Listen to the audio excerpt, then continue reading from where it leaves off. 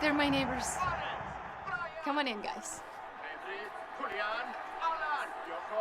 Bringing fans together. State Farm, official sponsor of Liga MX. Like a good neighbor, State Farm is there.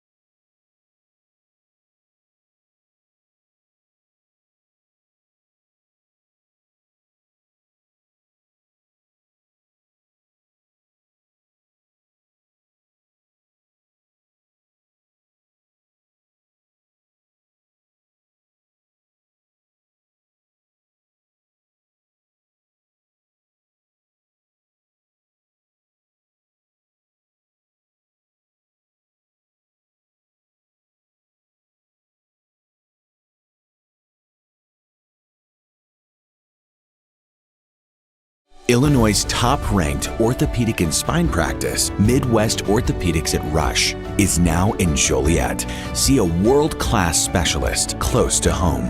To be your best, see the best.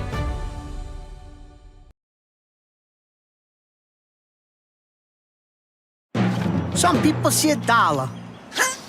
Others see potential. That's because every dollar you invest today, buddy, with a little bit of patience, could be worth $36 in the future. Imagine the potential of all your dollars. The financial wellness app Acorns makes it so easy to save and invest. So download Acorns and give your money a chance to make a whole bunch of little money babies. Acorns, grow your oak.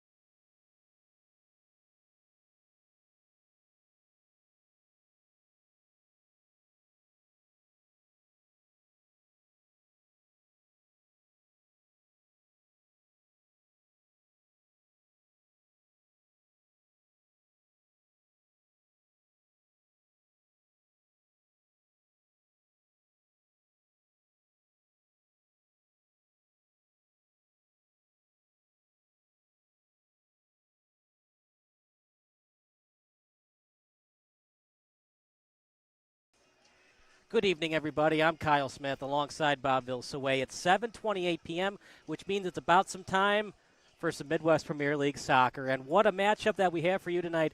The 2 wins, 2-loss Berber City team going up against the 1-win, 1-draw, no-loss Berber City team. So technically speaking, partner, this is an undefeated Berber team, and they just beat Steel City a couple weeks ago. But at the same time, there was a red card in the 50th minute, and Berber went on to win that match at home 4-1. Yeah, those red cards don't matter. No, of course they do. You're without a player for like a half of the game at that time. But you hit it right on the head. Berber City has 4 points, and they've only played 2 games, right? So if everybody else, well, not everybody, but most people have played 4 games, right? And then there's 6, 7, or 8 points. So if Berber City plays their cards right, they can win one and draw those 2 games in hand that they have. They can tie for first place with RKC. So RKC is in first place with 8 points, 4 games played. Steel City, who I've been saying is on a mission this year to move back up a division, they're tied for 3rd place, 6 points, and they played 4 games. So right now, though, Berber City, you have to say those 2 games in hand, if they play their cards right, win one, tie, or heaven help them, if they win both, they'll have 10 points and be in first place. This is going to be a doozy of a game, that's for sure. If Steel City wants to get back into Division One, remember they were in Division One last year. They were one of the 2 worst teams in Division One. They fell to Division Two. If they want to get back to Division One, this is a huge match. And what a swing it would have been if they had won that match on the road. The old saying goes, when it comes to soccer, you want to go about 500 on the road. And if you can, try to be undefeated or as close as undefeated as you can at home. They lost that road match. It's a must-win match tonight for Steel City on their home turf. I feel like when you don't play that many games in the season, every game is a must match until you get down to 7th or 8th place or something like that, and you're at the end of the season. And X points, X more games, wins aren't going to help you a whole lot. But yeah, to get into 1st or 2nd place, this is one of those proverbial must-wins for Steel City. But they're certainly capable of it. It's going to be a fun game to watch. But do not count out Berber City. They are excellent. Do you think that's going to affect tonight's match? Are the referees cognizant of that and knowing that a red card pretty much determined the last matchup? Will we see less cards or fouls called tonight to make sure? Because unfortunately that red card did impact the final result of that match. Well, I think if you were to ask any ref, what the ref would say is, look, I'm here to ref what you guys do. So if you do something that warrants a red card, you're going to get a red card. If you do something that warrants whatever, yellow cards, you get a couple of those. We're going to give you what you earn. So we are not what dictates who wins the game. Of course, unless you're OKC and Scott Foster, then you do dictate who wins. But here, we don't have Scott Foster on the field. So I think the players are going to dictate the game, not the referees. And yes, they do know the standings, but their referees in real life are absolutely not biased. The starting lineup tonight for Berber City, that's brought to you by Ozinga. Between the pipes, it's going to be Anthony Munoz, then Chris Marchant, Tio Helm, Slater Lafredo, Colin Mackey, Giovanni Resendez, Angelo Piech, Johnny Almaguera, Nico Espinoza, Diego Vega, and Max Aquino. Starting lineup for Steel City, that's brought to you by Ozinga. Between the pipes, the starting goalkeeper is Ryan Koscheck. Defender, Trey Adams. Matthew Ribbons, the midfielder from Tinley Park. Christian Baumgartner, the train, he is our pick to click tonight. He had a hat trick in that 3-0 win over Edgewater Castle. He was the entire offense that night for Steel City, and they need him in a big way tonight. Yeah, I feel like, though, he was the bottom of the funnel where everybody funneled him the ball. The first assist came from Lasik in that game, and in that game, he just did a fantastic job putting the ball at the back of the net. The third one being the penalty shot. Another defender, Josh Cruz, starting tonight. At forward, A.J. Vora. Peter Basta, defender from Bolingbrook. Argan Mizabekov, defender from Chicago. Rodrigo Munoz, midfielder from Chebanez. Hans Hanicka, the forward from Lyle. And the Steel City's all-time scoring leader, Jake Lysick, at forward. Yeah, and of course the city, we all know them. Hinsdale, Schererville, Tinley Park, New Lenox, Bolingbrook, etc. You get down to Chebanez. I've never heard of that place. Where is that? It's down south near Manhattan, near Kankakee. So I'm going to go with a 2-1 victory for Steel City tonight. They avenged that loss a couple weeks ago against Berber City. Well, and this is hard for me because I very, very, very much want Steel City to win, right? And by the way, it's a perfect night for this. But I'm going to go with a 3-1 win in favor of Berber City. I think they are that good. They really, really need these 3 points to get to 1st or 2nd place. I think they're going to make it very, very tough. But I think what we both agree is you're saying 3 goals scored, I'm saying 4 goals scored, so it's going to be an offensive night. But what a gorgeous night. It's been warm all day. It's still warm now. This field is, Joliet. Health and Care, Dooley Health and Care Field. It's just a great place to play. Of course, you can see in the camera the baseball field, but the baseball field, the infield is all turf, so it's all the same level, same texture, same everything. It's not like you're all of a sudden playing in some dirt. So what a great place to play on a great night. We're going to take a quick break, and then starting lineups brought to you by SBS, the broadcasting network for everyone. A deal for me? A deal for everyone! 15 East Van Buren Street, Joliet, Illinois.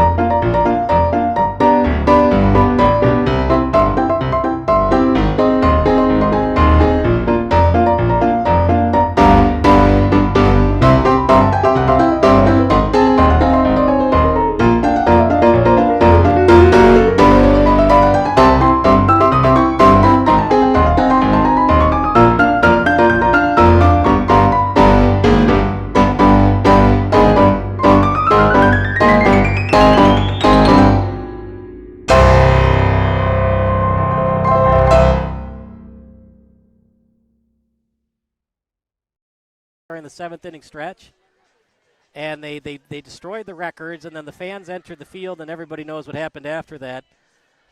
Regardless if the White Sox were winning or losing the second game of that doubleheader against the Tigers, they had to forfeit the second game because everything was on fire.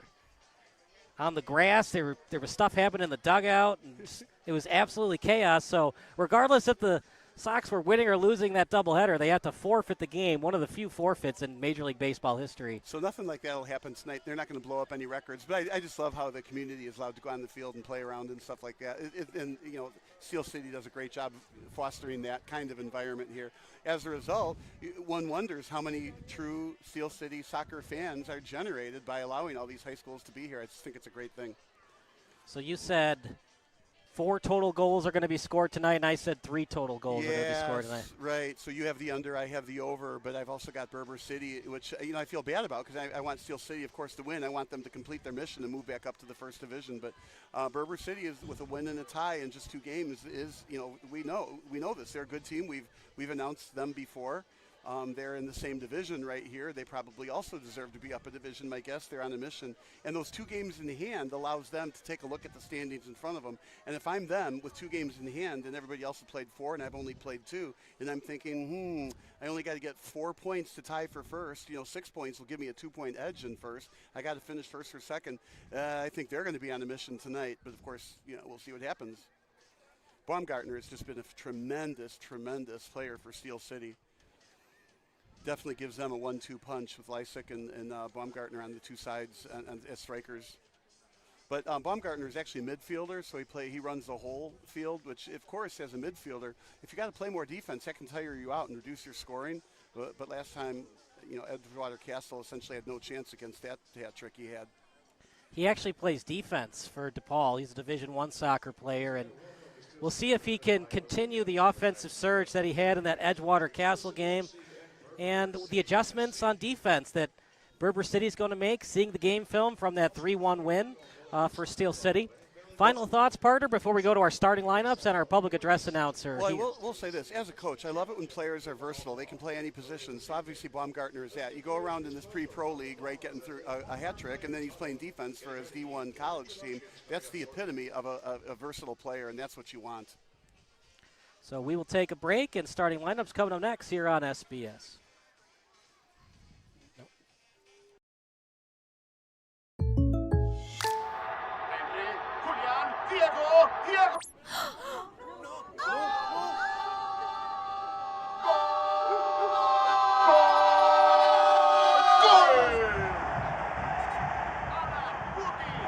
They're my neighbors. Come on in, guys. Bringing fans together. State Farm, official sponsor of Liga MX. Like a good neighbor, State Farm is there.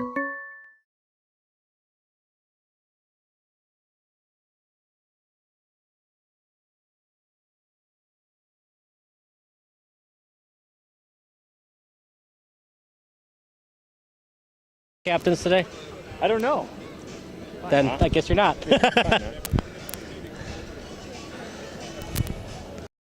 You played them. Yeah. Silver lining, though, you were down a by Ozinga. I'm Kyle Smith alongside Matthew Ribbons in a crucial conference game between Berber City FC. Unfortunately, you lost the last time you played them. Yeah. Silver lining, though, you were down a man for some of that match. Right. Hopefully for this one, you get to play 11 on 11. That's right. Yeah, we're looking to continue off our success from Wednesday. So we're going to come out flying, and we're going to make things right and play with 11 guys today.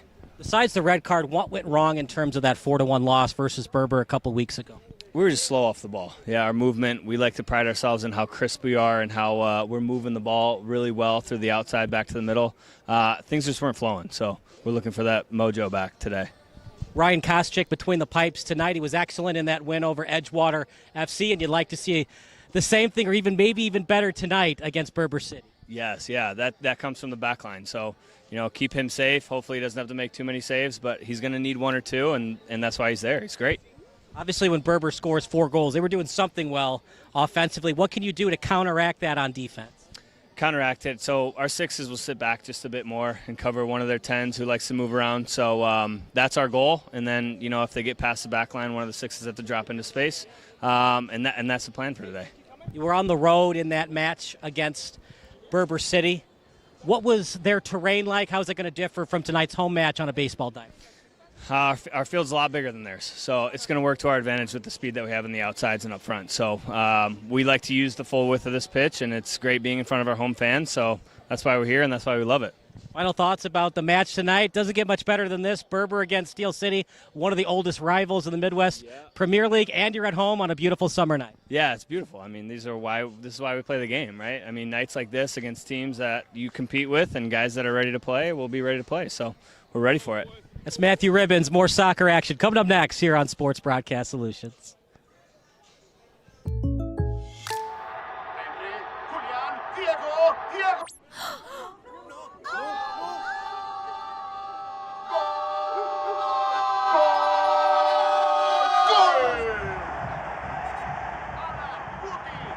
They're my neighbors.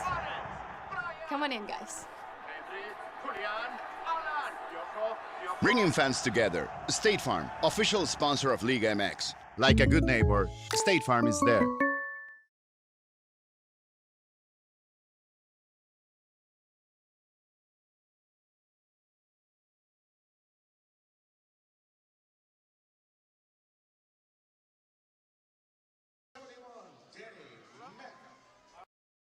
The forward from Naperville, 25, Michael Marciona. Number 17 from Rowling, Taras Yakubowski. And a defender from Pony number 8, Carlos Morales. Now here's the starting 11 tonight for your Steel City FC. Starting at goal from Hinsdale, number 0, Ryan Koscheck. The defender for Sherman, number 11, Triana.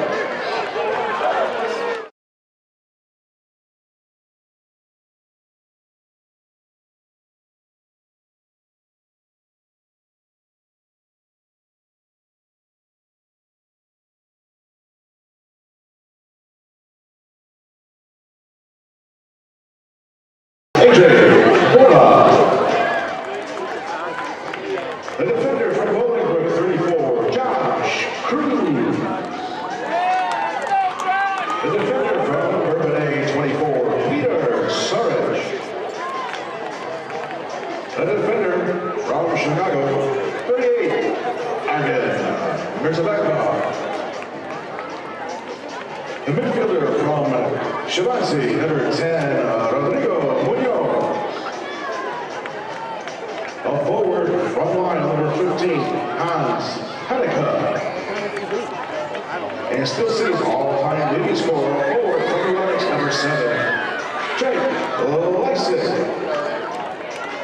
Let's hear it once again for your Steel City FC.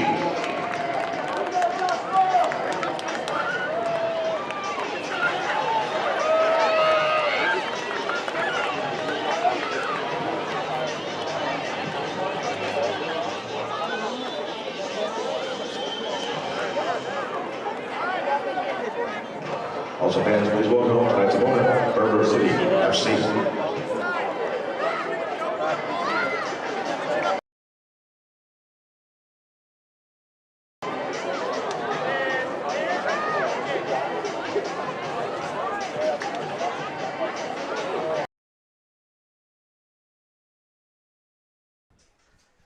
Does a great job, doesn't he? The public address announcer here at beautiful Dulian Healthcare Field. Yeah, he is very good. I'm intrigued that he does these same readings that you do. He does them twice a game, one each half, and on the air here we do once per game. But you like reading those. You're very good so at you it. said Berber's going to win 3-1? That's my prediction, which I don't want to say because I want Steel City to win so badly. Hopefully you're on the Berber side of the field for the fans. Yeah, I have to slide over a little bit. I'm just saying that because they are a very strong team. We've seen them in the top division before. They're good. They were good there. And they've only played 2 games. Like you said, they won 1 and drew 1. So, you know, they play 2 more, and if they win them both, they'll be on top. You know what's interesting is Berber City has all these different colors in their logo. They've got yellow, blue, black, white, and the colors they have today is primarily gray. The one color that's not on their logo, and they have gray jerseys. You ever seen that for a sporting event, a team that has all these different colors on their logo, and then they pick a color that's not affiliated with their logo whatsoever? Well, I think a lot of teams do that. You know, just pick National Hockey League, right? All the home games are in white, right? And all the road games are in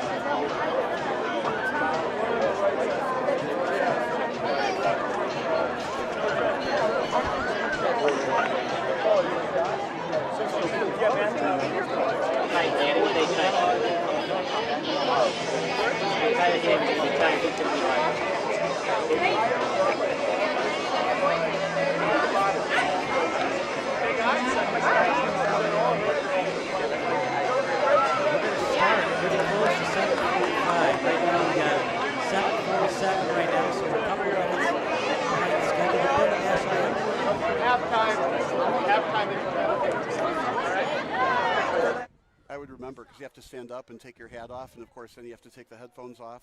And anytime you take your hat off, the attendance drops by half every time they see your bald spot? Yeah, that only happens during the day games because it's shinier during the day than it is when you get the lights at night. Is that why we have night games now, so all the bald people aren't as ostracized as much? Well, I wore a hat today, just because earlier it was pretty sunny out. And it's a White Sox hat tonight. They'll be good again. Someday. At least they're not the Rockies. Well, I'm not saying thankful. I'm not being thankful to the Rockies having a bad year. I do think the Sox will come out of their doldrum one of these years. They've been a strong team for many, many, many years. I just hope it doesn't happen somewhere else, like in Nashville or Las Vegas or something. It won't. We'll be at the 78 development by 2029. Yeah, that's what you're betting on. You're picking Berber, I'm picking Steel City regardless. Christian Baumgartner might be the best player on the pitch for both teams. Can't do much better than what he did a couple weeks ago. Man, is he fantastic. Well, and what I like is that feat was from the midfield. He's not a striker like Lysick, not to minimize anything he does. He's a great player, but he's also a front.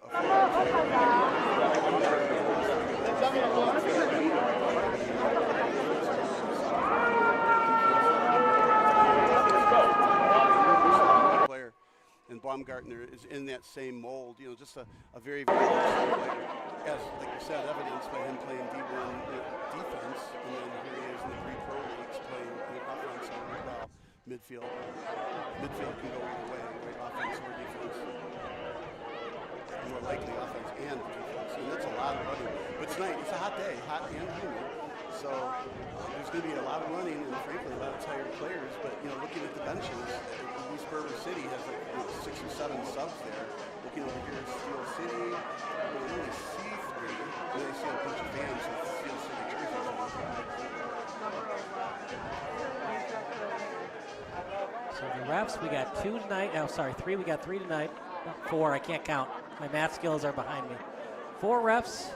Well, you've always got the 4th ref right here that's handling the subs and clock things like that. Got the referee in the middle and the 2 line judges.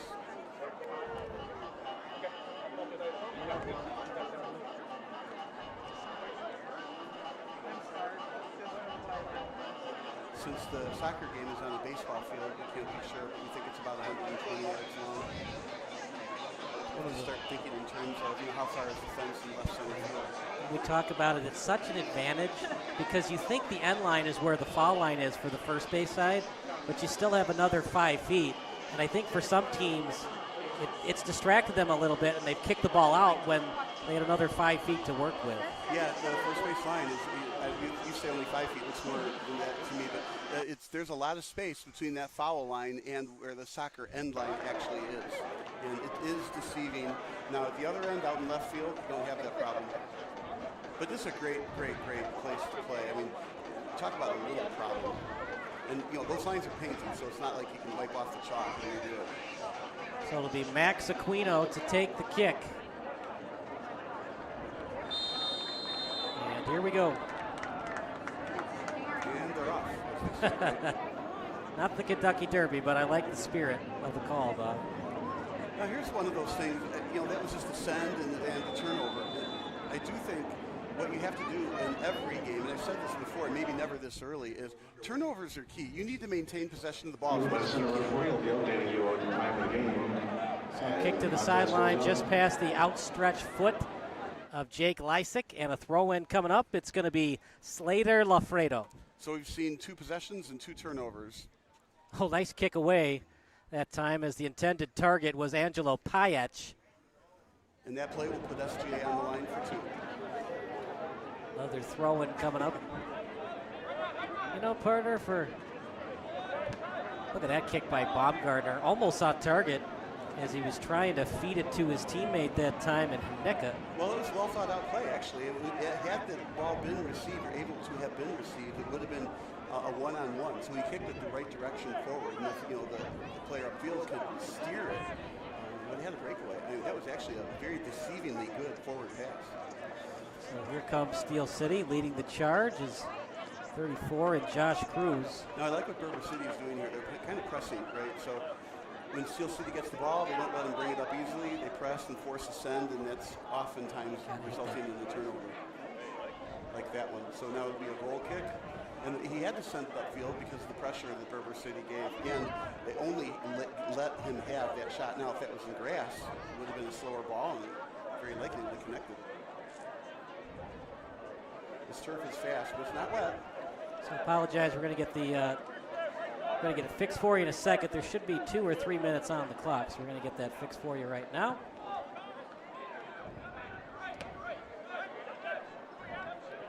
As that's a slide that time from Berber City. I like this pressure, a 3-on-1, then unfortunately got tripped, or fortunately for Steel City got tripped, and they get to get the free kick. But I like the pressure that Berber City put on. I think we're going to see that all game. Berber City is going to put the press on Steel City. I think Steel City is going to have to do that in reverse. So now out to Steel City in their own territory as it's kicked back to Josh Cruz, the defender from Bolingbrook. There's the pressure. Now they're pressing up. Initiating that pressure was Nico Espinoza. 4 goals scored for Berber as they look to sweep the season set tonight on the road against Steel City and maintain their undefeated record. Yeah, it'll be hard for Steel City to get swept but still finish first or second, knowing that Berber City is going to be one of those top 2 teams. Right, that's what Steel City, the goal obviously is to win Division II, but just finish as the top 2 teams. And partner, if you get back in Division I, it's not going to be a gradual process to be a contender again. AFC Roscoe, who finished in the top 2 for Division II last year, they're in 3rd place right now in Division I. They're competing for the Division I title just 1 year after they were in Division II the previous season. Right, but I think I agree with what you're saying. Even if you're in Division I, it's a process from there. You have to change out a couple of players who only want to be in the top individuals there. Oftentimes you move up in the first for generations by providing session, you get aggregates right back down to that help build a second better future. So it's hard to stay, it's hard to win at any level. Steel City is giving away swag. Follow us or post a picture and tag us on Instagram, Facebook, or X, and we will select a winner in the 60th minute for Steel City swag. Are you an X or a Twitter guy, Bob? I am a Twitter guy. I love that Elon Musk took it over, but I don't think he should have renamed it. I love the idea of those little bird tweets. On my wife's phone, if she gets a tweet, it actually sounds like a little bird tweeting. It's awesome. But I do like whatever you call it. It's a very, very good social media platform. Still remember when it came out in the early 2010s, how innovative it was, the beautiful blue screen with the bird tweeting. As Jake Leisig, after a dangerous play from Berber, I don't think they knew how many midfielders were cheating up for Steel City, and they almost stole it for a 2-on-0 breakaway.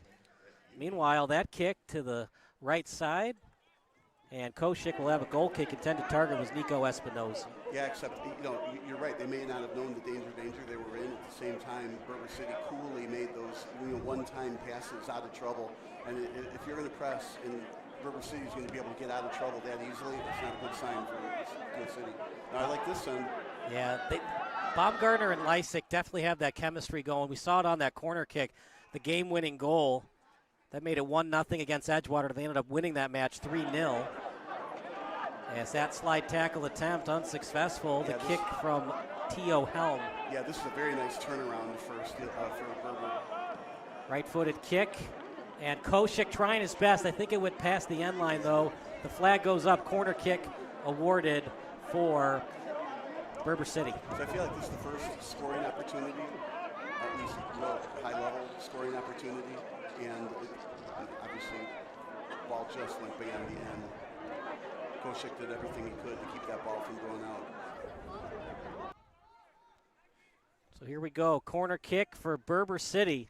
But I very much like the way Berber City turned that attack around. Line drive kick. Do you think that was on purpose or maybe a lack of communication from the corner kick initiator and his teammates? I think it was exactly the kick he wanted to do, just unfortunately there wasn't somebody there to redirect it in front of the goalie. So maybe if he had to do it again, do that very same kick again, a little bit further away from the goalkeeper. But that, I think, is exactly what he was trying to execute, and he just needed some interference that didn't happen. I'll give you some notes on Anthony Munoz in a second here. Meanwhile, the starting goalkeeper for Steel City, he's a transfer from Marquette. He's now at Mercer, so from one school that starts with them to the other, both Division I institutions. Koshik had that clean sheet. Didn't have to do much in that game, partner. The defense for Steel City was excellent, and they're playing pretty decently tonight. Not a lot of chances early on for Berber. I'm trying to figure out what Marquette joke I can insert after that. Well, if he wants to be a good goalkeeper, he better fly like an eagle. Oh, that's pretty good. And if he gets a lot of clean sheets, he'll be golden. I think you're ahead 2-0. Loose ball. Who touched it last? And Steel City did. It was last touched by Cruz. Throw-in coming up And you know, Parter, I've watched so many basketball games in the past. When I first started calling it on the throw-ins, I used to call it overhead passes, because in basketball, that's what you call it. Is it okay to call it an overhead pass, or is that one of those unwritten rules as a soccer broadcaster? It's always a throw-in, never an overhead pass. Yeah, I think it's a throw-in. Look at that crosser. Here's a chance. Tap pass shot, and wide. Hand goes up. Are they going to say it was last touched by Steel City? That looked wide to me. I didn't think it was deflected. We'll see what they say. Corner. What a break for Berber. Sure, but that you get to wonder if it wasn't tipped like that. I mean, he has a pretty nice wide open shot with nobody in between. Well, obviously there was somebody in between, but it appeared to be nobody in between the kicker and that corner of the net.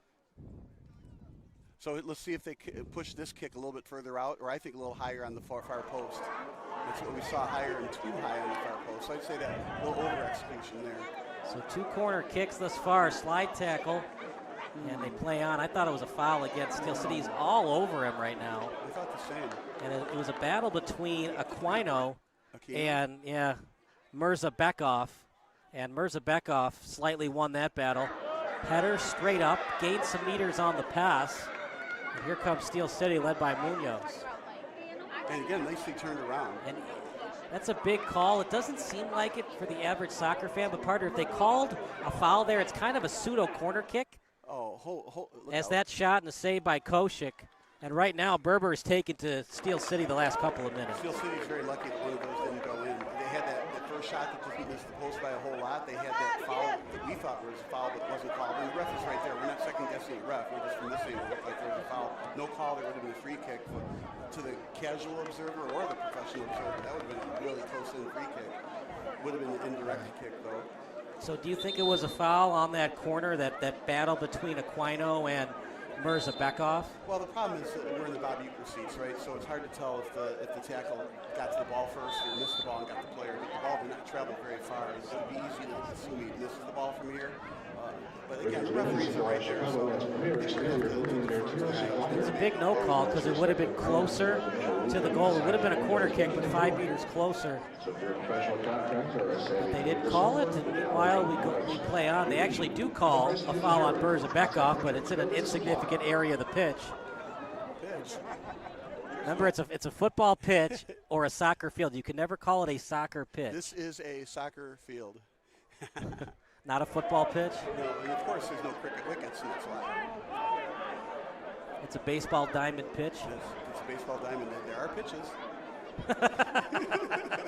We're at 10 minutes. We did it. It's funny, after the games, they put the pitcher's mound back up here, and it's a kind of a big conglomeration made of wood. It's funny when you play on this field, right? You think the sand is elevated to be the pitcher's mound, but it's not like that. The pitcher's mound is portable. It's just on the side, and at the end of the soccer games, they get a bunch of people together, and they bring out this really heavy pitcher's mound made of wood. Uh-oh. Whoa. Redirection chance, and it hit the crossbar. We're going to watch it on replay in a second. But a golden opportunity missed for Berber City. Yeah, that was a nice shot, in my opinion, on goal, but it came across the goal mouth and then it got deflected. Perfect deflection. Well, perfect would have been the goal, but it was very good deflection that hit the crossbar.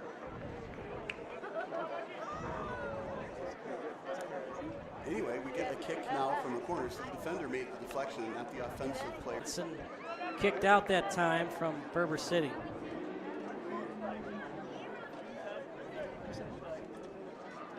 So we're going to get another shot from the same corner.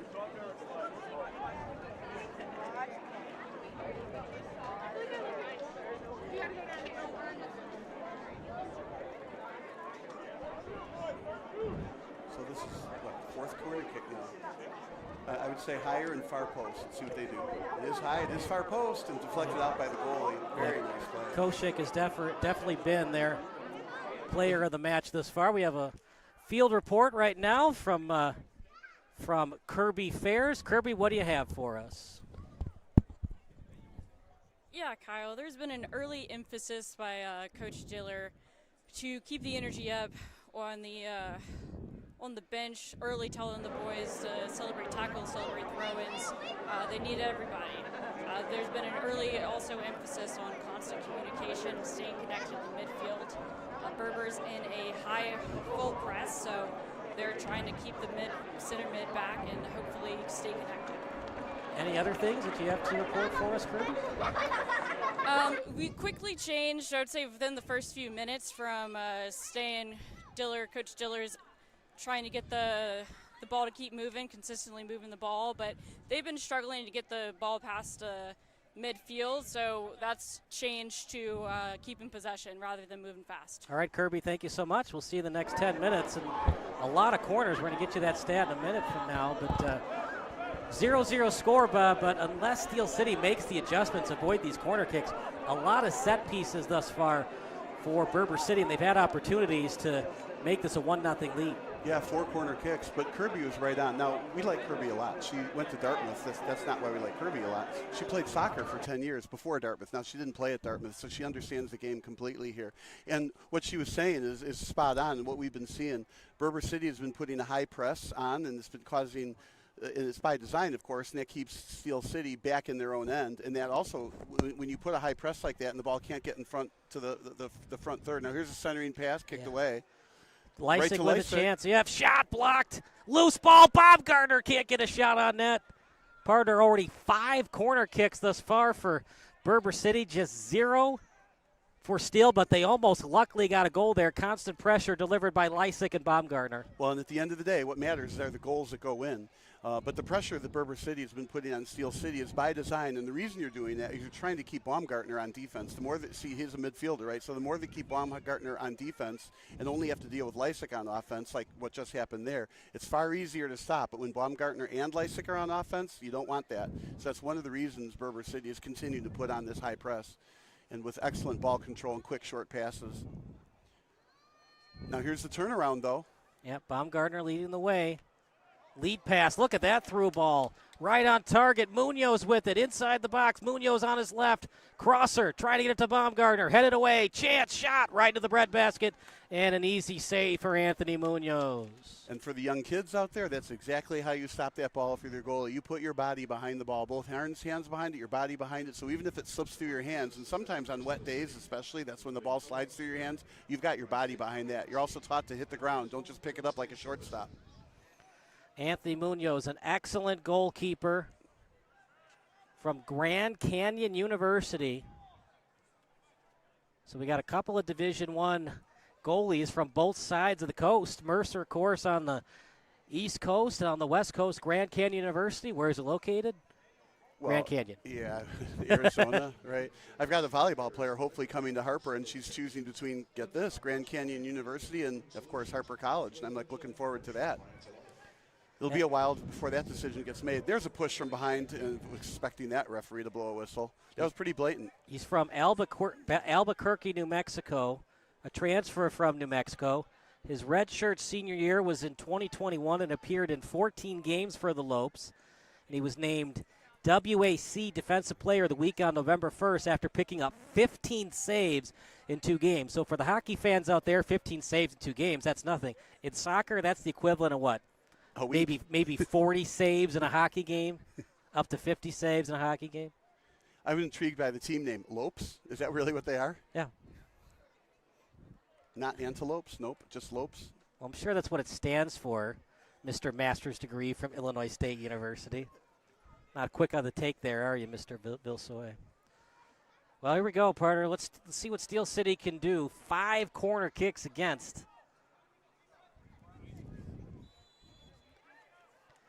Some nice pressure, then the referee called a little too much pressure. Let's give him a free kick from there. Well, not a bad place to commit a foul, right? You're not even at the midway line yet. Yeah, but that was a nice send to the other end of the field. Taken back, but a lot of real estate given up. Now, this is where Steel City, I think, has to return the favor on the press. Right now, I feel like there's not enough pressure on the ball. It's too easy to make these passes, to move the ball upfield. See if it stays that way. Well, they got the steal. Listen to me. We appreciate ER Vids watching, and he's asking us about Slater Lafredo. He's a new back. He's a right back, new signing for Berber. There's some room to roam here. Yeah, that was an excellent move that time by Espinoza. To open on the right. Yeah, he's got some space in front of him. Espinoza, right-footed pass, right on target, near the box. And that crosser, A little too and, high. and luckily they maintained possession. Let's see how they reset here. Well, this is often when you see the ball get turned from one side to the other also. Oh, it went out. That was an excellent job that time from Argen Mirzabekov. He was out of control, Bob, but he made sure to get back into positioning and make sure to not foul near the box. We've got a player down by the corner over there. I didn't expect to see that. I did not see the contact that caused him to go down. He was getting up slow. I just didn't see the contact. We're going to look at see if we can see what happened on the replay. Didn't look like a whole lot of contact from the replay, but the ball was appropriately tackled away from him and just went down afterwards. Maybe just got stepped on. So here it is. So it's near the end line. He got a little bit of the foot, but he was going after the ball, so clearly not a foul. Oh, yeah, there's no intention of a foul, right? But it looks like he probably stepped on him by the way he's right, going. But it doesn't look like a twisted he was ankle. going for the ball, and he looked like he got the ball first anyway, so no foul on the play. And it was a quick happening on the pitch, and we go back to soccer action. And, partner, the way this game is going, Steel City, I mean, they really want the 3 points because they've lost on 2 occasions this season, but you cannot afford to get swept. So, if anything, Steel City really needs a point, but they're hoping for the 3. Well, this is the kind of game that whoever gets that first goal is going to be totally in the driver's seat of the game. It looks to be a lot more low scoring than I think either one of us projected. Of course, the game, once a goal happens, then it usually opens up. But it's a well-played game from both teams. There's some numbers Stolen on away, the left. left-footed pass, one-timer, and right into the breadbasket. And Koshik holding on and preserving the 0-0 draw. Another steal back from Berber City. They're just relentless today. Both players falling down. It's going to be a throw-in regardless. Yeah, that was one of those no calls that both teams are thinking, that's a little bit more than a no call, but referee's in charge. No call, throw in from the side. Do you have ice in your veins? Steel City women do. Catch their next home match on June 22nd at 6 p.m. at Providence Catholic High School. Steel City would like to thank its presenting partner, Ozinga. Ozinga is a fourth-generation, family-owned American business in the construction materials industry. They make positive impacts on individuals, their families, and the community for generations by providing concrete, aggregates, and cement that help build a better future. This is a free kick in a very good spot. I was a little surprised they didn't set it up and make Steel City set a wall, but they put it in action really fast. Now continuing to maintain the ball in the forward third. Went out of bounds. They lost possession in the forward third. Well, we were wondering what Berber was going to look like, as it was probably not going to happen, a red card in the previous match. So we were going to see 11 on 11 tonight, and even at 11 on 11, Berber has won most of the battles tonight. Yeah, Berber's doing a terrific job. They are a good team. That's why it's a must-win for Steel City, because if they don't win, with Berber City having 2 wins over them, it's going to be hard for Steel City to finish first or second with Berber City ahead of them. Remember, nice the head-to-head tiebreakers, one of the tie breaks, that hit off the side of the net. Yeah, but it was closer to a goal than people realized. If that had been a little bit lower and a little bit more straightened out, that was in the corner, and the goalie had no chance So to get that. Lysek has the ball. Yeah, corner kick, so somehow it got deflected. Interesting. Yeah, I didn't see the deflection. I thought it was just yeah, a they're going to say that Munoz barely touched it with his fingertips. You watch it one more time. I think that's a bad call. It looked like Munoz didn't touch it. Well, they're there. We're not. So I don't know. We're too far away to make that judgment. But meanwhile, Steel City still has the ball. And it's one thing to get the break, Bob. It's also what do you do with the break? Well, we're going to find out. It's still going. Yeah, Lysek, one-timer, way too high. That's a shame. That was a perfectly centered ball. Sometimes people are like, okay, what's the reason the ball went over and kicked the field goal, right? Well, you got to keep your toe pointed down, and you have to be more on top of the ball. So the ball was in front. I'm trying to get his number. Yeah, there we go, 18. Anyway, the ball went. He just needed to be on top of the ball. 19. 19. That's Baumgartner? 19's Baumgartner, and 18 is Vora. Vora had the only goal in that 4-1 loss against Berber. I'm going to say should have had one there. That was a perfectly set up play. Just got to keep your toe pointed down, stay on top of the ball, and then that goes in. Other problem is that's one goal that Steel City should have had. Berber's had like 5 goals they should have had. That's true. How much longer can Steel City hang on defense? Well, that was probably the highest quality shot we've seen the whole entire game.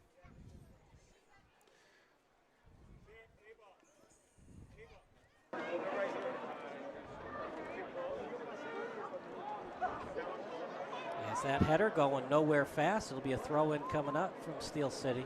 When little kids play soccer, it's so fun to watch. You know, they throw it in, and somebody kicks it out, then they move up 10 yards. They throw it, downfield, they kicked out of bounds, another 10 yards. A lot of good passes, unfortunately stolen away by Berber. That's the one thing about soccer, partner. Sometimes you can be a little bit too key with the passes, and then the other team steals, and all that energy it took on those passes goes for naught. Yeah, sometimes consistency in soccer is not what you need. You need to come up with a highlight film, highlight real goals. And so that's why sometimes you're trying to make a fine pass rather than in other sports. Consistency matters so much more than in a soccer game where the scoring is so low. You can't score the ball. You can't score if you don't have the ball, right? So you got to have a lot of passes. You got to maintain ball possession, because the more percentage you have the ball, the better the chance you're going to score a goal. Yeah, I think at the end you're trying to maximize your opportunities, right? But I think players in soccer are more willing to take low percentage shots, lower percentage passes in an effort to move the ball upfield to make that highlight film goal. We all remember and think about those goals, that Mbappe and Wayne Rooney, that excellent bicycle kick he had for Manchester United. But you know what? At the same time, somebody delivered that pass to you. It was a dime, right? A delicious dime to set up that goal. Well, it was probably, right, totally true. And probably the 10 passes before that were equal to dimes. Just finally, it was the last one that gets the credit for the assist. So, look, we all remember who scored the goal, but you can't score until somebody passes you the ball. And then a couple of passes need to lead to that final pass. And one of the reasons Steel City is being taken to them is Berber City better passes tonight. Well, this is good to see right now. This last couple of minutes, at least ever since that corner, Steel City's done a good job of possessing the ball in the forward end of the field, forward third essentially, although it's now at midfield. But that's what they need to do, continue to possess the ball, continue to frustrate Berber City with possession, and don't lose it like that. I think there should have been a foul against Berber. Oh, that gets so tough. I'm going to have to say no because the referee didn't call it, but B, it looked like it might have gotten the ball under his legs rather than the player. This is trouble. Okay, called. Are they going to call a foul? Yeah, it looks like it. Wouldn't be offside. Not a ticky-tack foul, but Steel City will take it. Even if he had stolen it, Berber didn't have numbers with their forwards, so they were behind schedule. We have another report coming up from our field reporter in Kirby Fairs. Kirby, what do you got for us? It's a 0-0 game, but a lot of corner kicks thus far for Berber City. Well, finally, Steel FC got a corner kick down there. Finally moved it past the mid-half line. They're eager to have AJ Vorat to press a little bit higher and attack the Berber City's left side. They, at the early parts, have been playing really down the right, but they're interested to see what can go down there if they move it straight from the middle off to the left quickly. So AJ Vora had that goal, the lone goal in that loss over Berber City. Are they going to try to feed him a little bit more since he's had success against Berber in the past? It is definitely an emphasis at the moment to get it out wide. Currently he's playing right forward. It depends, I think, where they get the ball, if they're going to get it to him early. But they definitely are trying to avoid playing it down the center. All right, Kirby, thank you so much. Free kick coming up for Steel City at a danger area of the pitch against Berber City. Golden opportunity for your partner, but at the same time, there's going to be a wall right in front of him. Can he kick it over the wall for the potential goal and what could be the game-winning goal? Well, any goal, it could be potentially the game winner. But Lysick, it almost looked like he got tackled. It didn't need to go down, but decided if he does a front somersault, he'll probably get the call in favor, and he did indeed get that call. But I like when those reports are accurate. So what Steele is saying is they've been trying to bring the ball up on the left side, their left, Berber's right side, but now they're changing and going to try to they're not having success or enough success there, so now they're going to try to attack Berber's left side. So it'll be interesting also to see if they switch sides with Lysick. Anyway, here's the kick. Baumgartner will kick it. Hit the wall, last touched by Berber, and Baumgartner did not let it go past, so he's going to do a pseudo corner here. That crosser still in play and then kicked out of bounds. Another throw-in coming up for Steel City. Do you like the decision for Baumgartner to be aggressive there and not do the throw-in instead? Absolutely. Maintain possession whenever you can. Here is a throw-in. Right, so keep the momentum going. They would have had possession, but he avoided the throw-in and kept the play going. Right. Absolutely agree with that play. So Munoz couldn't catch it. It's still live. Maybe he tripped before, but he pushed it forward. Well, you got to be careful. If you're trying to catch it and you don't catch it, that ball could go right above your head or just to the left or the right. He was just making sure it got as far out of the goalie box as it possibly could. I mean, that soccer ball is hard and it comes at you fast. So, if you can grab it cleanly, do that, right? But if he didn't feel like he had a clean catch to make, that's why you see a lot of goalies catch it in their breadbasket, not with their hands. You're taught in football, real football, to catch the ball with your hands. Don't catch it in your breadbasket. Soccer goalies, if they can get it in their breadbasket, now they got backup. That was a hard hit ball. That crosser. This might be a corner if it goes out. Off the body of a Berber City player. So Lysick now, like we said, was attacking on the right side. So just like Kirby said, looks like Steel City is trying to attack from their right, Berber's left. It's fun to hear the strategy changes. Up in the air, good hang time. Header, Hanika's pass. And that shot wide. Goes out of bounds. Both teams going after it, but they're going to say it was last touch by Berber. That was a weird play. Usually that ball goes straight out of bounds, but it took a weird angle and ended up being a throw-in for Steel City. I'm intrigued here how Steel City's doing so on this push themselves. They're making an absolute stand here, sending a message that says, we can do this too. Because like we talked about, Bob, even with the draw, they would still lose the head-to-head because it would be one loss and a draw. If you get the win, there's no more head-to-head tiebreaker because it's a split. That one goes out of bounds. Who touched it last? They're going to say last touch by Steel City. We got a sub coming in for Steel City. It's going to be Quinn Clayton, the midfielder from Crown Point, Indiana. And another sub coming in. It's going to be Patrick Roston coming in from Berber City. Well, speaking of the standings from Steel City's perspective, everybody except for Berber City has got 4 games played, right? So it'll be a 5th game played. But that 5th game played, if Steel City does indeed win, they'll, with the game in hand, but they will be in first place by a point. So, it's not just Berber City getting on top of the standings. This would be a fantastic win for Steel City. They would then be sitting in first place, but they would have to hope for the right teams to lose and get some help to stay up there. So how about this, partner? Remember when we did that broadcast a couple of summers ago where Chicago House was down a man for most of the second half because their starting goalkeeper committed a red card? I do remember that game. It's real tough to play a whole game. So Chicago House won 1-0. Billy Castro came off the bench and got the shutout. It was a combined clean sheet for Chicago House. And wouldn't you know it, Billy Castro is the head coach today for Berber City. That's pretty good irony. Now, is that allowed? Is he an enemy now? He goes from Chicago House to Berber City? Well, it depends who you are. If you're Steel City right now, he's an enemy. Now, is it Billy Castro's clean sheet, or technically should it be the starter and Austin Salazar that committed the red card in that one? As that crosser headed away by Steel City as it's near the center circle. Steel City with 4 defenders tonight, Bob, and they need all 4 to play well because Berber City has taken it to them for most of this first half. Well, and that's the alignments, the organization, right? A lot of teams like to have 4 defenders back there. What's your alignment? 2-4-4. Is it a 2-3-1-4? There's all kinds of different alignments. A lot of teams tend to go with 4 defenders. I prefer myself 3 defenders, and you have another midfielder that can always come back when you want. Usually you have 2 strikers, but sometimes we'll play like a 1-3, 2-4,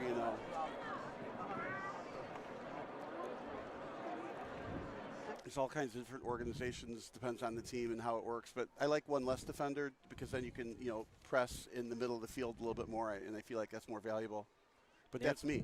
Near the box, right-footed boot, that's blocked. There's a lot of Steel City defenders around there to block shots. And very good passing. Adams touched it. Another try for Berber near the end line. What's the call? And a foul committed by Berber City. Is that what it was? I couldn't tell. The cameraman actually was in my way, but I was thinking maybe perhaps it was offside. So he gets back onside. Here's the wide shot of it. Onside, onside. It's pretty cool to have these multi-cam looks. Yeah, I think it's interesting. He's onside for sure. It's interesting with these multi-looks, though. And here goes the players Lysick. tend to like the wide angle because they like to see the play develop. I know myself, I kind of like to see a little closer version of it, but then you don't have the opportunity to be like, no, you should have passed it that way. He was open instead of this way.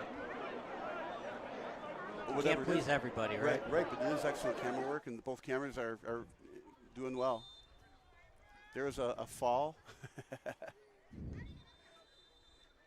Yeah, I can stop picking on LeBron for flopping now. I have a new flopper. Here we go, another free kick. In a very good spot. You want to hit that far post. You looking for a line drive kick or up above somebody's head, far post, so that your player can either kick it in high or off his head and redirect. Good hang time. Off the post, loose ball. How about that? The goalkeeper missed it, goes off the post, but Steel City could not get the rebound goal. I feel like that couldn't have been a better kick. I mean, obviously, if it had gone 1 foot to the left, it would have been a goal from there. What a great attempt. Yeah, he was going for the goal the whole way, but it also going for, far post deflection. That was a perfectly kicked ball. Like it perfectly would have been done in, right? June 21st. This is steal. This is legit steal. Lysick pass read well by Berber and cleared. I think if I were Lysick, I would like to have seen him hold on to the ball just a little bit longer because the defender was on the ground. It was a 2-on-1. But usually Lysick's decisions are spot on, so you don't want to question him. Terrific player, but still 0-0. He had some open space, so what he could have done is he could have kicked the ball forward a little bit. Are they going to call a handball? What happened, he's taking the ball to out of bounds to throw it in. Somebody else hit it out of his hand. The referee's having a little conversation, don't do that. So it was well handled by the ref. What I don't like about that is it slows the game up. And it allowed Berber to sub when what Steel City was trying to do was do a quick throw-in to not allow Berber to sub. Right. The referee, in my opinion, at least handled it well. A couple warnings like that early on was far better than beginning to throw yellow cards around. We're really close to halftime anyways, so is the sub going to matter that much? Well, I mean, a clean, fresh legs is fresh legs. And I think what we're looking at, though, is you have to revise predictions into, it's going to be an under game, right? And maybe a 1-goal game, and that's it, 1-0 in favor of somebody. It's not out of the question to be a 0-0 draw. What have you seen from Munoz? That's the second time he's been a little iffy. Remember, he didn't catch the ball earlier. And then a minute ago, the ball just went past his arms and went off the post, and Steel City almost got a garbage goal. This might be Koshik off his hands. Koshik got a bad read on it, able to handle it. Both goalkeepers a little shaky the last couple of minutes. Yeah, it's just too easy to second guess what the goalies do. I mean, that ball's coming at you pretty fast, right? You have to make a quick decision, and if he dives the wrong way, he can hit his head into the post and stuff like that. And, he covered what he needed to cover, the empty part of the net. So I don't know, the questioning him there is such I don't know, I think he did a good job to keep the ball out of the net. That kick, 1 foot over. Koshik giving his coaching staff some gray hairs there, but he was able to handle it. Right, and of course we had the weird angles. The ball bounced off him and up, and of course from this angle it looked like it was up and toward the goal. He better get up and get it, but it turned out it was going off at a side angle, so there wasn't a whole lot of danger of the ball going in after the deflection or after the save, but he had to make sure he got to the ball before Berber City did. This is such a big match for Steel City because remember, partner, goal differential is one of the tiebreakers. They're hurting in that department because they lost 5-0 to RKC Third Coast to start the season, plus a 4-1 defeat. It's not just that they lost to Berber, they lost by 3 goals. Yeah, they're down a goal in the goal differential, and then Berber's up 3 in the goal differential. So if they end up tied, right now Berber has a significant advantage. This is a huge dent in Steel City attempt to get first or second place if they don't win this game. It's a big game for both teams. I mean, preferably you'd like to win 3-0 like you did against Edgewater, but at this point you'll just take the win. Oh, sure. Any way you can get it.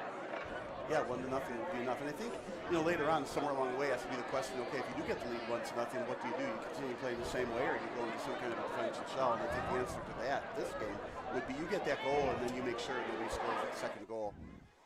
Bring your offense back, bring your midfielders back, maybe ball control isn't as important as just making sure a good shot can't happen. But in the meantime, you got to get that first goal, because even if you draw 0-0, both teams will only get 1 point in the standings. They still need to stay offensive to try to get 3 points, not 1 point. A lot of aggression on the sideline. Yeah, on those throw-ins, just to take a little bit of time. Lysick trying to get past the midfielder. I mean, there's nothing dirty, just kind of in the way. And our last report for the first half, as we got Kirby Fairs here. Kirby, nothing. Steel City has definitely made the adjustments, have scored almost a couple of times on some free kicks. As that lead pass shot, it's in the net. Goal awarded for Berber, but was he offside? Offside. Oh my gosh, so Kirby, you come in for a field report and almost the deadlock was no more, but offside against Berber City. Anyways, you were going to say. Yeah, that offsides is no surprise here. Coach for Steel City has been definitely pressing to the boys out there to push up their back line as soon as they get the ball out. So that coaching tip saved them on that one. Any other things you have to say to us, Kirby? It's late in the first half. We're now in the 40th minute. Yeah, I'll follow up on that early injury to Max Aquino of Berber. He came out with probably about 15 minutes left in the half. Subbed out. He was a big part of their attack in the attacking third, and he has gone to visit the trainer with a potential ankle. All right, so it's definitely an ankle injury, not cramping. Yes. All right, Kirby, thank you so much. We'll see you in the second half. Bob, it's one of those games. Do not turn your back or your head for a second, as almost a goal for Berber, but they were offside. Looked like the right call. Looked like he was a half step offside, and a huge break for Steel City, because that could have been the game winner. Well, and that's why they have that instant replay system too. To me, it did not look like offsides when it happened real time, so it was a good call by the line judge. But if I'm the attacking team on that, I'd be absolutely looking at the replay system on that. You're right. He was like a half a step ahead, but was he really offside at the time of the pass when it was made? But you're right about turning your head. I turned my head for one moment to pass on the headset to Kirby, right? And all of a sudden, next thing you know, the ball's going into the net. So very, very, very fortunate no goal for Steel City.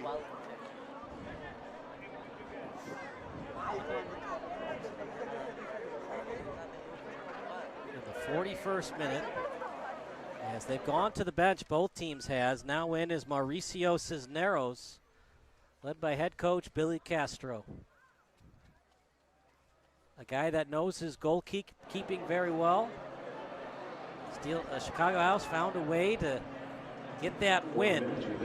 That was a big win for them. They finished in the top 3 in standings that year. Only reason they did not win for Division I in 2023, way too many draws. Was that crosser no one home to obtain it? Yeah, we've talked about that a long time. If you get 2 draws, you've got 2 points. But if you can turn one of those into a win, and unfortunately one of those into a loss, and that's why soccer gives those points that way. You actually have 3 points, not 2. So when the score is tied, there's a lot of incentive to not, go into any kind of a defensive shell to try to continue to win the game. But if you're ahead by a goal, now that defensive shell is real.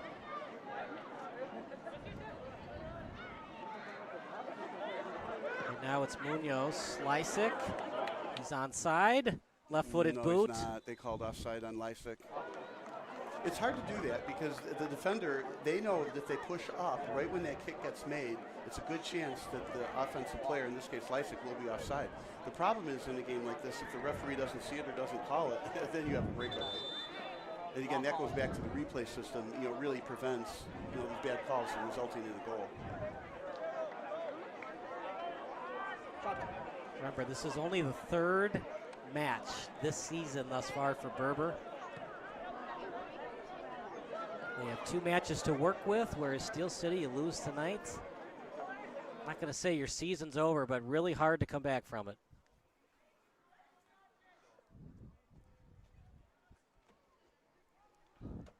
And although they did win their last match 4-0, that's a team that's in dead last in Division II in the Chicago Dutch Lions, minus 22 goal differential. They've got some things to work on in practice and then some.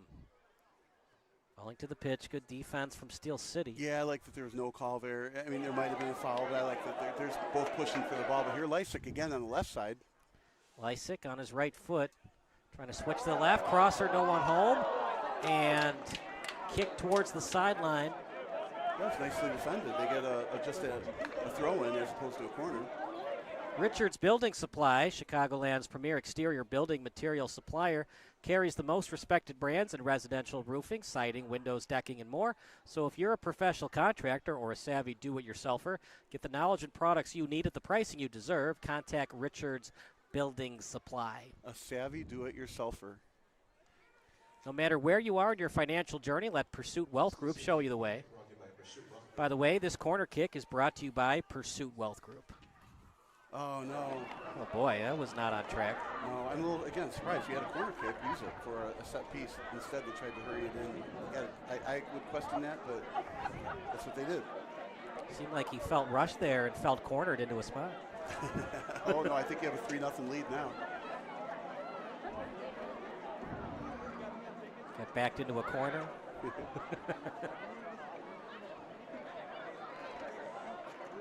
Who do you think's done better on the set pieces tonight, Berber or Steel City? Well, part of it is, I mean, and no doubt Berber has, and of course they've had more as well. Maybe not by as many anymore, but I think the shots from the corner have been more deadly from Berber than it has been from Steel City. But both teams are equally able to score from any corner kick. They pretty much centered in on Baumgartner. Can Vara and Lysick and maybe Ribbons pick up the slack and put one into the back of the net? Well, I mean, who'd be silly not to say absolutely. It's been kind of shut down. Vara's had a couple of chances, but... Well, and here's where, we were talking about this earlier, where Berber is putting on more of a high press than Steel City. Finally, Steel City put on a press, got dumped there, and it's going to be a free kick. But for a while there, Berber City's holding on to the ball, and Steel City's putting on no pressure. So what do you do when that happens? Well, in a 0-0 game, both teams want to win. So if you hang back a little bit, eventually Berber will bring the ball up. But there's no action for a pretty long time. Support businesses that support Steel City, including Ken Mulheron, State Farm, Steel City Steel, Braintree Properties, and Bobcats of Tinley Park. There's a send opportunity on the right. Lafredo. Rebuild Strength and Rehab is the #1 chiropractic clinic in the Lincoln Way area for all age groups, as that's a good send to one of the starters tonight in Slater Lafredo. We'll give you some information on him in a second. Yeah, he was the one who was mixing up on the side with the throw-ins, and now he's playing, well, he's a midfielder, right? And this time he was kind of wide open by pushing up the field. Finally, he got spotted, and the pass was made in that direction, but it was well defended. So Slater Lafredo, our Brazilian viewer, wanted to talk about him tonight. He's from Norwood School. He's a marketing intern at AeroPay. He's from Boston, by the way. No, wouldn't that mean he's from Boston? Boston clam chowder. That was a horrible attempt at an accent. Lysick, that pass, and a pseudo bicycle kick. Lysick, that's definitely a foul. That's a push from behind. But sometimes you got to do that. You know, if the ref doesn't call it, you get a chance to hit the ball without anybody in the way, but he was definitely checked from behind. That could be a yellow card, but they're going to say just a regular foul. I mean, it was a blatant push. That was an Angel Reese rebound. She pushes the other person away and then grabs the rebound. Look, the refs know what happened the last time these two teams played. Was it a red card? I'll let the people that are watching determine. Everybody's seen the replay by now. It determined the game. It wasn't the only determining factor, but the refs know what happened, and they're on notice. I don't think a red card will be called tonight, but we might see a yellow card in the second half. And they call it in the 47th minute, just before we get to 47-0-0 on the clock. Nothing score. Steel City played good. Berber City played great. But the good news for Steel City, the tie helps for them to possibly go into Division I next season. Oh, man, I'm not on that page. I think you need the win, not just the tie. But now the question becomes the adjustments that need to be made. Okay, so Berber City was pressing the whole game early on and had more possession. As the game wore on, Steel City ended up with a lot more possession, and one wonders, did Berber City get a little bit tired in this warm field? So we're going to see what happens after the break and what adjustments are going to be made. The temptation is for both teams to say, let's not make any adjustments. We're in the game 0-0. Let's just let the offense and the defense flow the way that we practice it. And, obviously, if everything works the way we practice it, eventually we'll get that first goal. And I think both teams are going to go that route. I don't think either team is going to make any major adjustments starting in the second half. That's what I'm projecting. But I think what we can say is our predictions of 3 or 4 goals probably not going to happen. I think we're probably looking at a 1-goal, 2-goal game max. All right, we're going to take a break and give you some halftime stats. You're watching Berber City against Steel City here on SBS.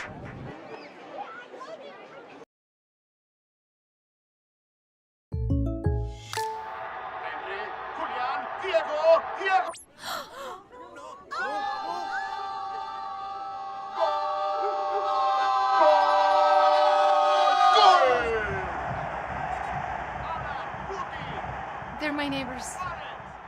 Come on in, guys.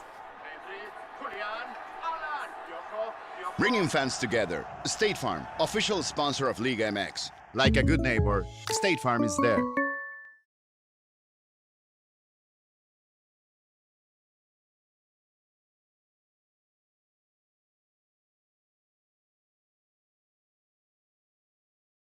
A deal for me?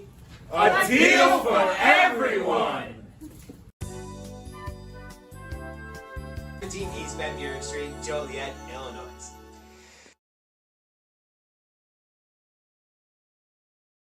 Illinois' top-ranked orthopedic and spine practice, Midwest Orthopedics at Rush, is now in Joliet. See a world-class specialist close to home.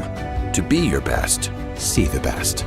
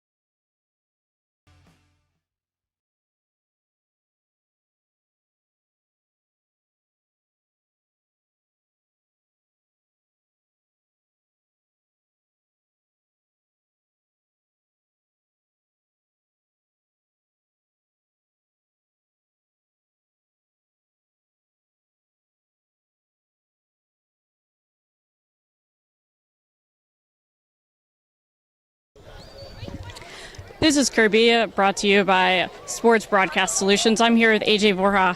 AJ, we've had a lot of chances in the final third, but haven't seemed to see the ball go in the back of the net. What do you think we need to do next to get a conversion here? We just got to keep focusing. I mean, we're dominating them. There are bunch of new guys, so we just got to keep focusing, get the ball back in the net. There's no excuses.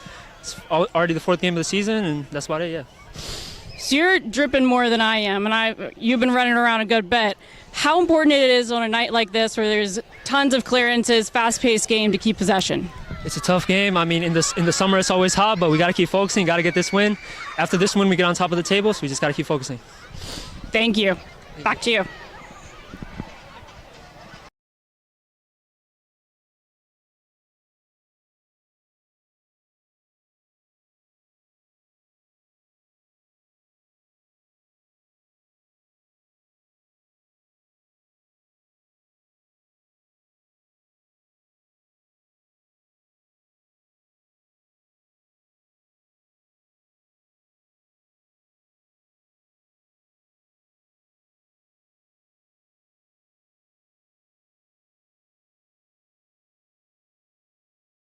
A deal for me? A deal for everyone! 17 East Van Buren Street, Joliet, Illinois.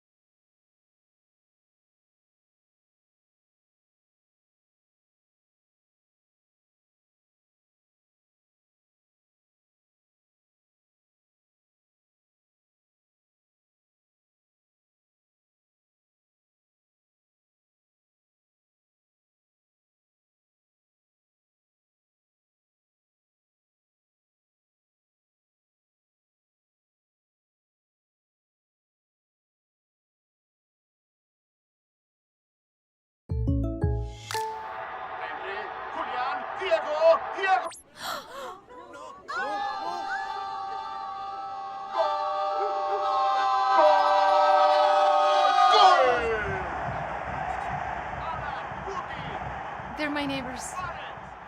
Come on in, guys. Bringing fans together. State Farm, official sponsor of Liga MX. Like a good neighbor, State Farm is there.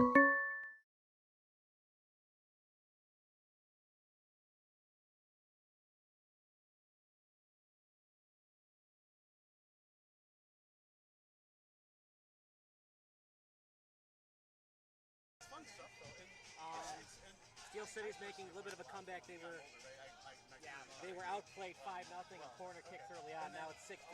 So, 3 to 4 more reports. There's no penalty kicks tonight, so we'll have a draw at the end. They're going to try their best to not have a draw tonight, so it'll probably go into the 50th or maybe even the 55th minute of the second half to do it. Do you have any questions for me? All right, thanks. I already gave you the card, right? All right. Yeah, okay, good. That's where you're filming. That's where I wanted it, yeah. All right, cool, man. Thanks. Have fun. Are you good? Do you need him to call? I'm all good. All right. I don't know why the fuck she left, but... Well,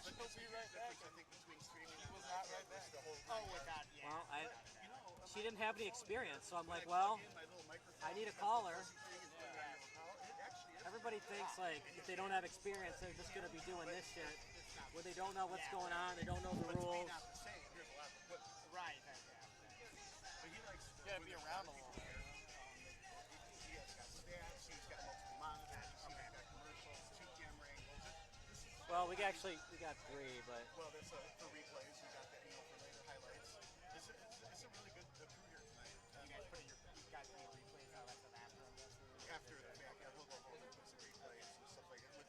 With his 4K camera, it's a different angle. Okay. And then he puts in some new graphics, replay graphics. So, I would switch, so wherever 14 happened, it's probably 4. Guy on the right, it's not good. You know what a fixed play is? That's OBS. I do not. He does. So what you can do is you get graphics done on OBS. You either click entire game or first period. We use OBS. This tells you all the plays. Honestly, it's because it's free. So if you see 14 for Berber, which would be the Michigan team. There's other products that you can they'll zero in on the capability and do better at it. The OBS is the general purpose. It does everything you need it to do. Maybe it's not quite user-friendly as you want to be. Right. But it does everything it needs to. It is pretty effective. But I don't like seeing this right now. I think it should be in the field. So I don't know why it's there. Yeah, right now they don't look like they're. So see how we're in the second period now? Okay. Oh, okay. What are we even showing? What? What do you want? Oh. I don't know. I liked it. I don't know what that is. Just a color mat.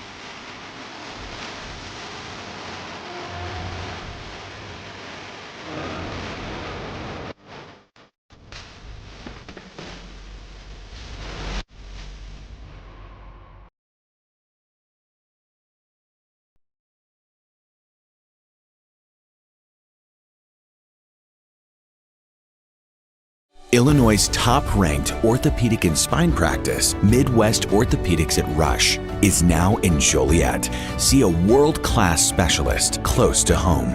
To be your best, see the best.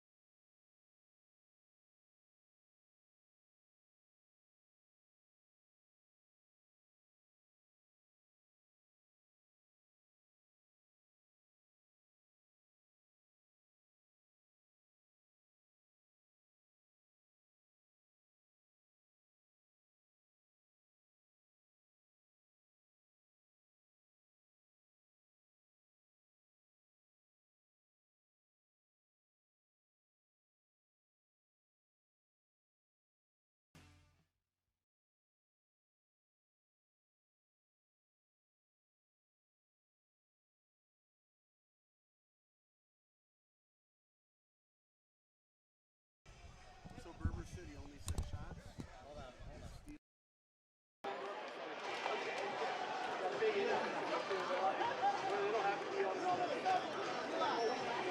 Good evening, everybody. Kyle Smith alongside Bob Vilsaway. It is an excellent soccer match tonight. 8 shots to just 6 for Steel City, but a nice comeback late in that first half, Bob. At one point, Steel City was out-cornered, 5 corner kicks to no set pieces for Steel City, but after that, a decent number of free kicks, 3 corner kicks total for Steel City. After that 5-0 cushion in terms of corner kicks for Berber City, just 1 corner kick after that. So the adjustments that Steel City made were excellent, but they can't get the ball into the back of net, and if they want to remain very much alive for advancing to Division I, they could really use a 1-0 final score tonight. Well, we talked about that right before the half on what adjustments need to be made. During the first half, Steel City did a good job. They turned around the ball possession. There was a lot more in Berber City's favor. And then the second half of the first, half, right? Steel City had a lot more ball possession. After that first quarter they just continued to somehow keep the ball in that, offensive attacking third and did a good job with ball control. Now, we talked about it again, though, with the adjustments that both teams make at half. Since it is a 0-0 game and both teams do feel like their offense and defense is, the right offense and defense out there, I don't think you're going to see in a 0-0 game too many adjustments, but we'll see. Berber City might be due for something different since Steel City adjusted during the first half, and Berber hasn't answered that yet. So here we go. Such an edge right now for Steel City. The end of the half on a positive mark, and they get the ball back to start the second half. Can they maintain ball possession? That'll be key. 2 shots for Lysick, 2 for Munoz. Both of those were on goal. And here we go.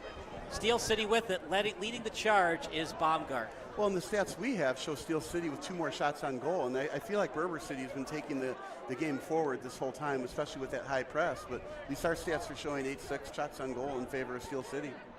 Steel City 8 shots, 6 for Berber, 3 on goal for Berber, 2 on goal for Steel City.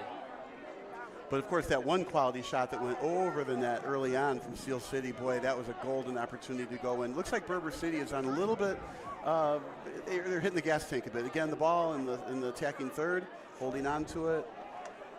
So, I don't know if there were adjustments necessarily, but they certainly started out with the ball right now. This is a very deep Berber team. They've gone to the bench. Rostin, Moore, and another player, each with a shot. And Rostin and another player, both with a shot on goal. So they've gone to the bench, and all 3 of their subs have a shot. And 2 of those subs have a shot on goal. especially in soccer like this, I always view it as, is it a quality shot or is it a lame shot on goal? So that quality shot on goal is so important. Very similar to hockey in that respect. Just shooting the ball into the goalie's breadbasket, doesn't get you anything. But if you have a quality shot into the corners, you have a chance of going in or getting tipped. That's how you win games. And see, again, this high press has forced Steel City to push the ball back down low, very low to the defenders. This is a very effective high press from Berber City. Of course, the whole thing is designed, among other things, to keep Baumgarten a long way away from the net. Here we go. Yeah, there goes. The ball gets swiped back. This could be danger here. Berber City in the box, shot partially blocked. Koshik able to read it well. As leading the charge for Berber was Nico Espinoza.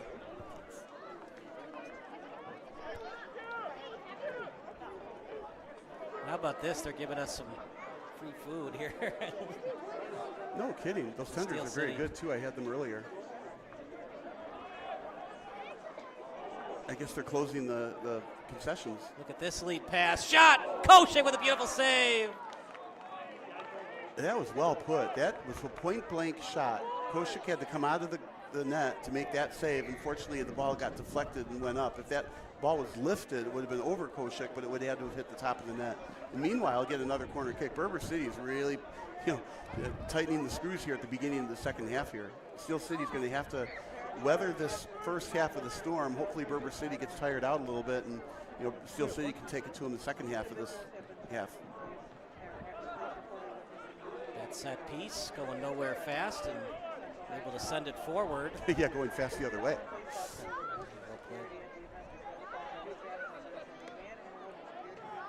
See what adjustments that Steel City made out of halftime.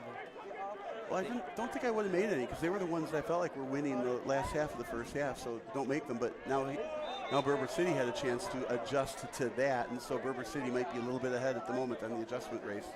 And this game is such a game of adjustments. It's just easier to make them at halftime because you can address the whole team pretty easily. So we talked about Slater Lafredo, the new right back for Berber City. Yeah, number 13, he's been very active along the line, upsetting some of the throw-ins. Definitely open on some of the long sends. Colin Mackey had it, lead pass, and trying to feed it to Vega. But goes out of bounds, and Koscheck, Division I goalie from Marquette to Mercer, earning his paycheck tonight. And they need him in a big way, and they'll take the 0-0 draw, but they could really use a victory. The draw is better for Berber than it is for Steel. Remember, Berber still has 2 more matches remaining in the season. Yeah, right. As long as Berber City doesn't get a loss, even a one-pointer, when they're only 4 points from first place, and with 2 games in hand, they can win that other game and be tied for first at this point in the season. And technically speaking, they would have had that tiebreaker because they'd be undefeated finishing the season against Steel City. Well, provided Steel City's even involved in that tie. I mean, if Steel City has a loss in the draw to Berber City, that's not going to bode well. Good news is, even though they lost 5-0 to RKC, that was on the road. They'll have to play RKC back here at home on July 13th. Well, wasn't that the first game of the year, if I remember? Still, yeah. You lose 5-0 in soccer. That's like losing 10-0 in a baseball game. You remember that? Yeah, still, but it's early on, and obviously they've made significant corrections and changes from that point in time. And so but nonetheless, RK is in first place. You with think 8 about points. the year the Bears won the Super Bowl. The last game they played in the '84 season, wasn't the final score 26-0? Was that the Miami game? No, the last game of the '84 season when they lost in the NFC Championship game to the 49ers, and the 49ers had a linebacker at running back. And the famous line that the 49ers told the Bears was, next time bring an offense. Yeah, well, I think next time they did bring an offense. And they destroyed the 49ers the next season, and that, of course, was the Refrigerator Perry's rookie year, and they put him in to score a touchdown against the 49ers. Yeah, that's why I don't give the other team bulletin board material. But I bring that up because those kind of beatings, the fans might forget about them, but the players don't necessarily do. And that loss to RKC Third Coast, the fans might forget about it, but the players, especially if Steel City goes on a run before July 13th, they're going to remember that, and they're going to take it to RKC, at least try their best to get that victory. Yeah, I think try their best. I mean, if it's a matchup nightmare, and that's why they lost 5-0. More likely, I don't know, I wasn't there for that game, but more likely there was a player missing or something. Boy, that was a good box out. It was about as slow as it can go, and still you legitimately box out the offensive player. I never liked that. You push and then you go back to the ball. And that's out of bounds. Support businesses that support Steel City, including Prison City Vintage, Chicago Street Pub, Amber Duffy Real Estate, Noble Tech, and Durbin's. Rebuild Strength and Rehab is the #1 chiropractic clinic in the Lincoln Way area for all age groups. Whether you are a desk worker or a high-level athlete, Rebuild Strength and Rehab has the treatment you need. Yeah, that's kind of like from A to Z. Desk worker versus an athlete. Hey, back in the day, the MLB players also had night jobs or, day jobs after the season was over. Oh, that was a long way ago. My grandfather, he used to be Dick Donovan's boss. For all those White Sox fans that remember Dick Donovan from the 50s and the 60s, pitcher for the White Sox, sold insurance after the season ended. Nice through ball. Here we go. Steel City on the attack. Cross or offside? They cheated. Well, if you can't get a goal the regular way. We've had a lot of offensive goal opportunities thwarted by offsides. So alert line judges, and of course they need to be alert on both sides. You can't let an offside on one side go, but one on the other and not get called. And went up. Are they going to call a yellow card on Steel City? No yellow card. They were talking to the refs a little bit. Maybe they didn't think it was offsides. That's the thing, though. Even if you know you're offsides, what do you have to lose, right? Yeah, you hope the referee misses it. The problem is the refs don't change their mind. The only thing that happens is they get irritated at you for arguing the call. Well, there is something you're trying to accomplish. Yeah, they're not going to change that call, but you are trying to get them to scrutinize it more next time to either be more accurate or maybe give you the break because they felt like you didn't give them a break this time. But you're trying to influence the next call, not that last call.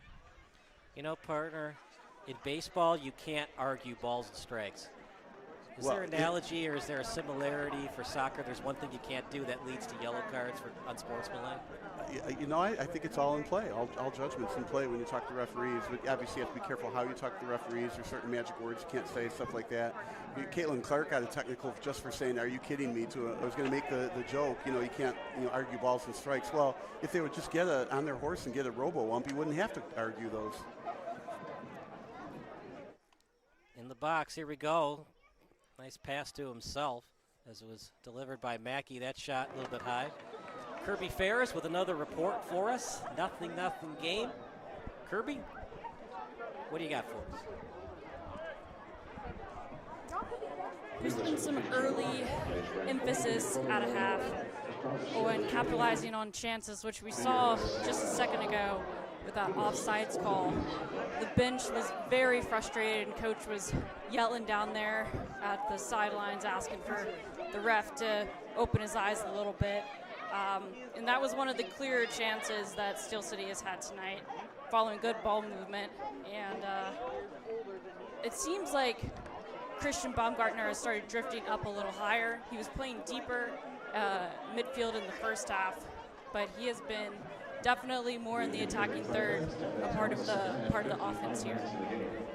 A couple of offsides calls that have impacted this game. Kirby, what has the officiating staff said to the players because an offsides call cost a goal for Berber and a chance? They had a 3-on-2 rush at Steel City, but offside called against Steel City. So both teams have been called for offside that have impacted their chances of scoring a goal. I wouldn't say there's much to be said about the offsides particularly, mainly just the chippiness that's going on in the game. Both of the teams have been going after each other, so there's been a lot of trying to get the boys to settle down a little bit, and definitely after the offsides, tensions are higher. All right, Kirby, thank you so much. We'll see you in half. Still a 0-0 soccer game. As Kirby does a nice job for us, one of our many interns tonight. We got 3 videographers, actually 4, if you include Mr. Jay Schwartz, who's done a good job for us for in-game videography, but got a technical director and a live stats technician, so over 5 interns tonight. Well, I like the job she does. You know, we said earlier she played soccer for 10 years, right? And here, they are going to call this one, yeah. But there have been some offside calls that maybe were questionable, and obviously she brought that out. And also she was talking about the chippiness. There's your first yellow card. She was talking about the chippiness. And so she was on the air for, 35 seconds, and there were 2 people who took tumbles on chippy tackles. So she was spot on what was going on in the game. Does a real good job. So here we have a free kick about 2 yards right outside the box here. Let's see how they set up. They're going to have to put a wall out there. This is when the referee gets out the can of paint to make sure you got a 10-yard walk off. Remember, you don't have to shoot through the wall. You can do a pass, an offload pass, and see if you can get a quick goal off the pass. Well, in this spot, too, I remember my son being taught, you go ahead, kick it in somebody's breadbasket, good chance they'll catch it, and there's your handball penalty kick. Now, that might work for kids. Okay, so we've got like 4 people, up to 4 people. They're going to take an interesting run at the ball to see what they do with this. Eventually, it'll probably be a direct kick towards the net, but we don't know from whom. I like this alignment. You got 3 players around it. Anybody's guess who's going to kick it.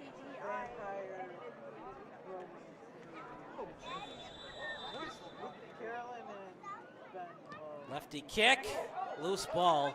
Did not touch an elbow as the turnaround kick is going to lead to a corner. So A.J. Vura took the kick. Another corner kick brought to you by Pursuit Wealth Group. That's our 4th one of the night. So I like this. They got the free kick in front. Okay, it didn't go in, but now they got a corner kick right after it.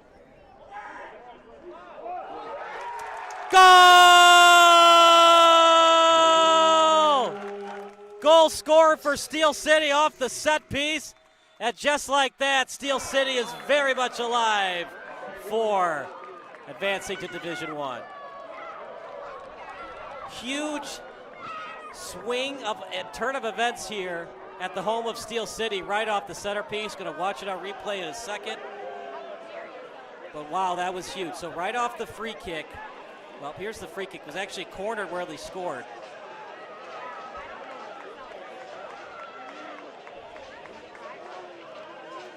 They like to row the boat. Right. Well, it looks like they got a yellow card on the celebration. Right, but so here's the left-footed kick, and it just kind of found its way to the center. Well, it was intentionally headed in, and it was a very, very nice play. I mean, I think if I'm the goalie, I try to get that on a fly, but there was enough interference in between him and the ball. He couldn't get to it with his arms up high, and it's a goal. Now 1-0. Now Berber City is up against it. They're going to have to press even more than before, give up some defense, and try and score again. And the other thing that Kirby said that was right spot on was that they were pushing Baumgartner up because Steel City doesn't want to settle for a 0-0 draw. They don't want 1 point, they want 3 points. Well, now they might get that 3 points, they have a 1-0 lead, but a lot of time to go. And I think Berber City is going to take that one to heart and be like, that shouldn't have gone in. We need to try harder. We've been doing a great job this whole game. We need to score. So I think you're going to see Berber City put on more of a press like that. It was like a hockey play, just crashing that philosophy. There were just a bunch of Steel City bodies hoping for the best. They got the pass out in front. And yeah, that defensive play there. Again, they're going to push up, and the hockey analogy, pinch the corners, right? But you missed that ball, and Baumgartner's off to the races by himself. So you got to be careful. At least don't, quote, pull the goalie against Baumgartner. Such a humongous goal. Well, we talked about that at halftime. The first goal could end up being 1-0, maybe a 2-0 game. Both of our predictions are in play, though. Out of bounds, to me, that's a turnover. My kids' teams do that all the time. You work really hard to get the ball to the forward third. You pass it to the striker and can't hit the broadside of a semi-truck, and it goes out of bounds the other team's ball. Turnovers matter, especially now, second half down a goal. It's also frustrating for the teammates because they worked hard to push the ball up for your player just to kick it out wide. So I think you'll continue to see even more pressing from Berber City now. We're in the 61st minute. If you're just joining us, a free kick that went for naught. Lead pass out in front. Cheating up is the goalkeeper. Wide open net shot. Didn't get much on it. Lysick slides after it. And Hanicka might have overthought it. If he had just kicked it as hard as it would have been a goal, but he tapped it and an easy play to come back on defense for Berber City to avoid which could have been an astronomical turn of events in this game. Yeah, again, that's Berber City pushing and pressing, trying to get that game-tying goal. They understand the urgency in this situation. But on that kick, the ball was to the right of the net, and the player was running towards the right of the net at full speed, had to somehow find a way to kick the ball back to the left with enough pace on it to get the defense to not be able to get there on time. He chose, all right, I'm going to make an accurate kick rather than a hard kick, and obviously that then got saved.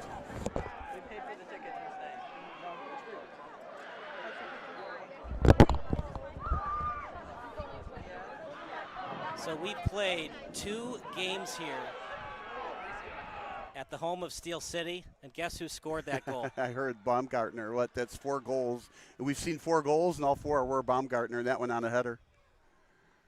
He's got a nose for the ball, and just like Kirby said, they were pushing him up, and of course on a corner kick, he's going to be all the way up. And the problem is if Berber City continues to keep the ball in their attacking third, that keeps Baumgartner away from the net. And of course he doesn't have corner kick ramifications either. Right now we got another free kick from a good angle on the far side. So Steel City has absolutely turned it around since halftime. And right now for Berber City, clock is ticking. Sure is, Bob. And right-footed boot coming up. Lysick, kick in front, and Munoz got a late break on it, but was able to handle it and corral it. That was a great kick, and we had, if that got deflected, that could have been trouble. Meanwhile, a chance in the box. Koscheck somehow didn't get into the back of the net, but it should be a corner kick coming up for Berber City. They're going to say Berber touched it last. Break for Steel City. Nice push, nice counterattack from Berber. Boy, was that ever. That was a breakaway. He had to keep maintaining his speed, but once he got into that goalie box, get pushed from behind or something like that, that's a penalty kick. Would have been interesting if he had stopped to try to set it up for a kick. He would have been run over, but he was going for the goal and ended up, unfortunately for him, kicking it right to Koscheck. Just a beautiful pass. Better speed. Koscheck. And an excellent save, point-blank range save. Shot off the crossbar. Did it go inside the net? Doesn't matter, we play on. Yeah, no, it came out, but what a kick. Again, 6 inches away from going in. That's 2 golden opportunities for Berber City. They are not done tonight. Every break, the last 10 minutes or so has gone the way of Steel City. Well, and this is the proverbial game where Berber City is absolutely pressing up on defense. They are trying to get that game-tying goal. That is absolutely for certain. Nope, that won't work. I think that was a crosser. No, it was an attempted shot, and he just got under the ball. That's, again, where you get mad at your teammates on your team. When I worked hard to get you the ball up there for you to kick it that badly wide.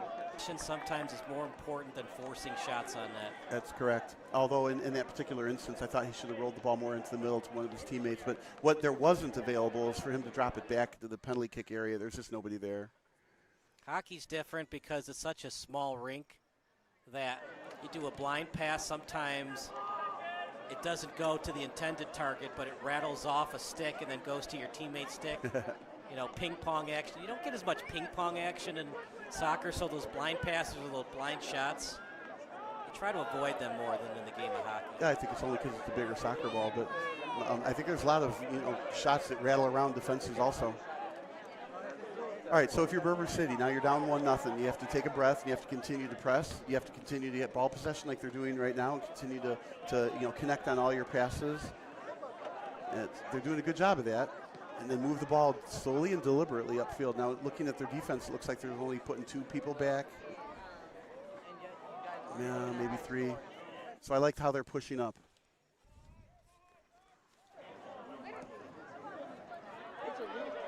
Off the body. Well received. Yep. Aquino had it off his body, off his chest. Shot blocked again. Excellent job that time by Barra. And of course, Steel City has to be very careful that they don't get up with a penalty shot. So they play an excellent defense without fouling. Christian Baumgartner, if you're not familiar with him, you should be. He's an excellent soccer player from DePaul University. Another close shot. You're going to get a corner out of this too. Got deflected. Transport Industries is 1976, offering When Steel City travels, it travels with DRC Buick GMC in Joliet. DRC is a leader in supporting Joliet, servicing the area for over 30 years with all of their car buying and servicing needs. Midwest Orthopedics at Rush, the highest-ranked orthopedic program in Illinois, is proud to serve the Joliet community. To be the best, see the best. Corner, header, still in play and outside the box. More importantly, they maintain possession here. Another good kick. Koscheck, nice job. Into the corner. It was great, like you said, great save. Johnny Almaguera, he was shotless in the first half, but a nice job there for Johnny, but even better save by Koscheck. Thus far, our SBS man of the match. Shotless, huh? Yep. Now, if he goes to the bar, he won't be shotless. Johnny Shotless. Will that be his new nickname? Has it been pre-approved for the copyright committee? Yeah, we don't know. I mean, hopefully players play these broadcasts back and either laugh at some things or, you know, there's a couple extra nicknames that come out of it. I would definitely watch to see, you know, to see myself, okay, I did this instead of that, should have done the other thing instead. I want to replay my goal. I want to replay my pass. Why did I do this? That's why we prefer a wider angle on the video so players can see the plays develop. From routine maintenance to emergency repairs, Omega Plumbing's skilled technicians deliver top-notch plumbing, heating, and cooling solutions to residential and commercial clients alike. Omega is your trusted partner for all your plumbing and HVAC needs.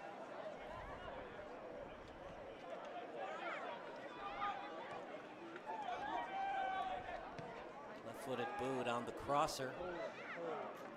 Took a nice spin on the ball, and it was hard for Steel City to get a read on that. There's some room here on the left side. Lysick, it just seems like he never gets tired. Excellent conditioning. Through ball, past Lysick's foot. Chance for Steel City, they got numbers. Henika in front and offside. And I disagree with that call, and so does Henika and the rest of Steel City. And they have to be careful not to get called for yellow, but they're going to be called for one. This is a huge call, partner, because Steel City had a lot of numbers on offense and tried to put it away. Yeah, but if offsides is offsides. I mean, if it's offsides, it is or it isn't. And that, to me, does look like it's offsides. Now, you have to go back and, you know, stop the video exactly at the point of when the ball gets passed. And the referee cannot call offside until the ball actually gets received. In that case, it was a long pass, so a lot of time goes by from when the ball gets kicked to when it gets received. And that's why I think a lot of the casual fans think that's not offsides, because it took so long for the whistle to get blown. But it was, I think you have to say it was called correctly. But, you know, to be sure, that's why you have that replay system. In our case, you just have to replay the broadcast. You'll back it up 5 or 10 seconds. And look. So Kirby Ferris will join us for another report. As a 1-0 lead now for Steel City. Crashing that philosophy that time, Kirby, and Christian Baumgartner now with 4 goals on the season. All four of them have been during our broadcast. That was a really beautiful goal from Christian off that corner kick. You really felt the emphasis on crashing towards the goal and following up on all the chances they're getting. Had a bit of a conference with the boys on the sideline as to why number 25 got that yellow card. He immediately came out. About 5 minutes later, coach pulled him. But the consensus is probably a good bit of talking with too much color after the goal got him a spot on the bench. Wow. Like we talked about before, Kirby, if Steel City wins, they're still very much alive for advancing back into Division I. Yeah, the team is animated to the max right now. All the momentum is with Steel City. I went behind Berber's bench just a second ago, and it is quite 180 complete difference. After that shot that hit the first shot that hit the goal post, one kid literally threw his towel down. It's basically just crickets out there behind Berber City. All right, Kirby, thank you so much. 2 substitutions coming in for Steel City. It'll be Sergio Reyes from Aurora and Miles Hagan, the midfielder from New Lenox. And Steel City, they're doing whatever they can, Bob, to preserve this 1-0 lead, possibly get a 2-0 win. They need fresh legs out there to counteract what Berber City's done from their midfielders and forwards. I like that. From too much colorful language to, I think my words was too much celebrating. But that was the reason for that yellow card. It ain't over till it's over, right? Yeah. Well, yeah. So that ball we lost. That ball went over the net, over the baseball left field, and some kid out there is retrieving it. Meanwhile, we've got a different ball. I was surprised they didn't call a foul there. There was a clear push near the sideline.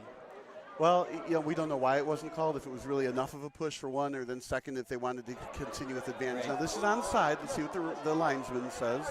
Because it's not just that a foul or a not foul was called. It's Steel City wants those fouls to be called against Berber because that wastes time against Berber, and they're allowed to pass the ball around and force Berber into a spot where they have less time to score the equalizer. Yeah, I haven't detected that Steel City is trying to do things to waste time. I still think that they're using the same game plan, even with a 1-0 lead. They're not going into a defensive shell. They're not trying to make X number of more passes to hold the clock. And Berber City is going to continue to press. I think it'll be hard for Steel City to salt the game away. I don't know about that. Yeah. Goal kick. Yeah, I think something Lysick else. was put in a bad spot. Maybe let that ball hit the turf. It was hard for him to volley that, and only thing he could really do on that volley was to just kick it forward, and he kicked it out of bounds. Yeah. Well, it was also contested. So anyway, gave up a goal kick, used up a little bit of time. Just let it hit the turf and then try to stop the ball with your front foot or the palm of your foot, and just waste clock. Anyway, it's going to be a goal kick coming up for Koscheck. Man, has he been fantastic tonight. Yes, he has. If only they could have all their soccer matches here in Joliet. He went to Marquette. Well, he did. Then he didn't like it anymore, and he left. Is that why he left? I don't know. 'Cause he just left. Do you know anybody else? Dwayne Wade. Jimmy Butler, right? Butler, yeah. Anybody else? Jay Crowder. Do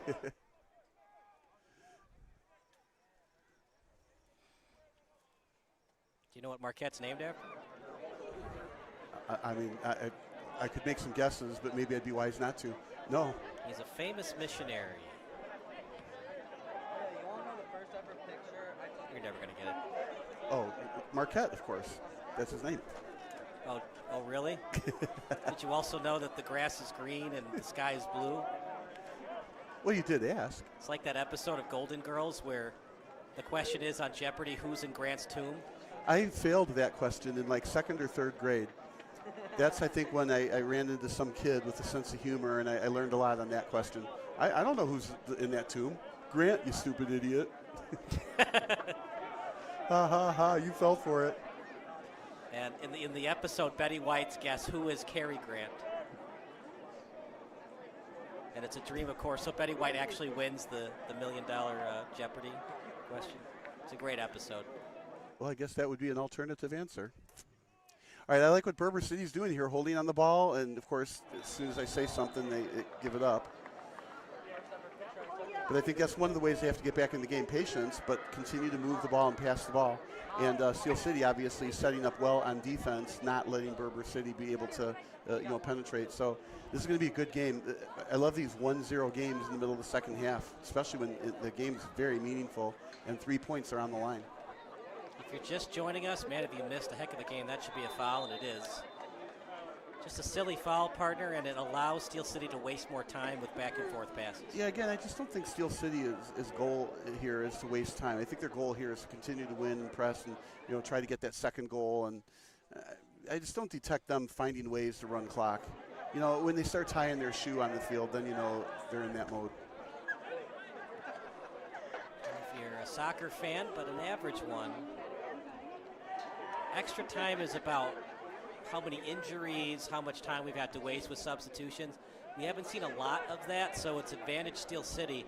I don't know, partner, we maybe get 3 minutes of extra time in the second half. Yeah, we haven't seen a lot of extra time in any of the games that we're doing. I mean, we saw one half that went away after 45 minutes. Injury on the pitch. And you hate to see it. Well, and you also don't know how bad it is. It's painful for a while when you get kicked in the shin. Is it an ACL? Is it worse? Is this temporary sting? And now, should you come out because you can't run as fast? It puts some pressure on the coach to make a good decision. And meanwhile, tick, tick, tick. So it's really hurting him. Otherwise, he would not be on the ground letting the clock tick on them.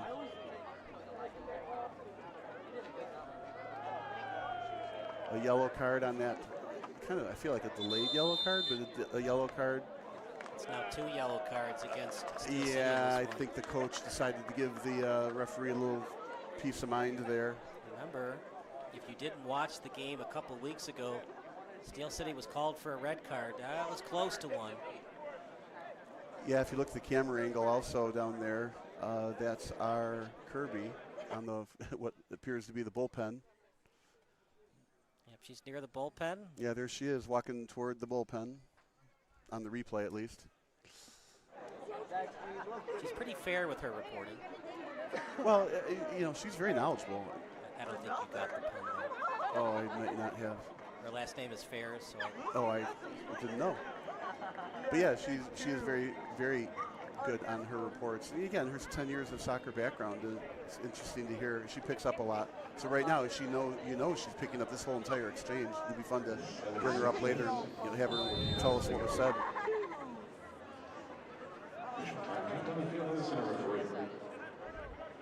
Yeah, you hired a good one there, sir. He was double teamed on the sideline. Steel City would like to recognize its most generous supporters. Club members are ambassadors to the club and receive season tickets, swag, and other benefits. Some of the members include Kevin Kath Ellen, the Burfin family, the Marcunas family, and the Bordeaux family. Forget the gimmicks. At Windows, Doors, and Beyond, we give you our best price the first time, every time. Honest work, fair pricing, no games at Windows, Doors, and Beyond. Near the box, danger situation for Steel City and Berber City, and Anthony Munoz kind of panicked there, and he just kicked it out of bounds, and a throw-in coming up.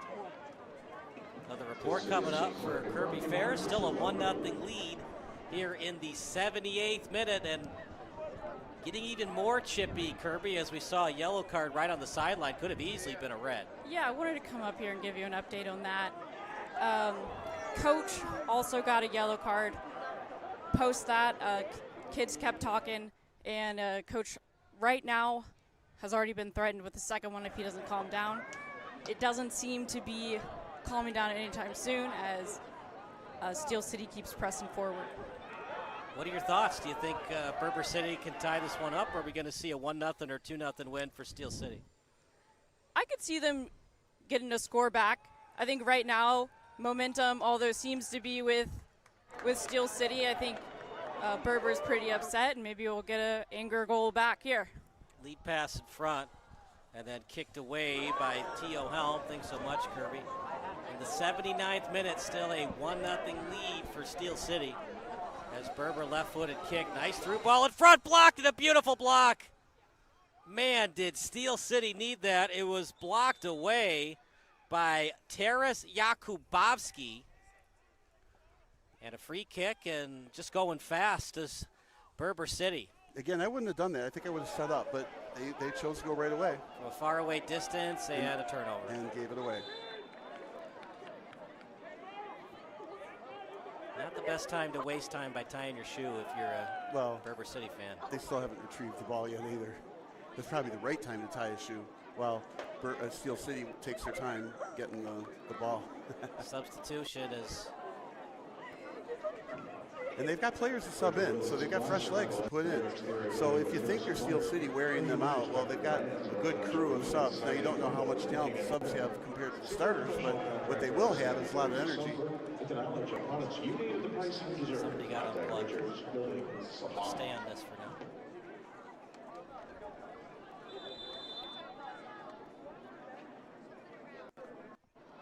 What's going on? Stay on this for now. Hold on, something's...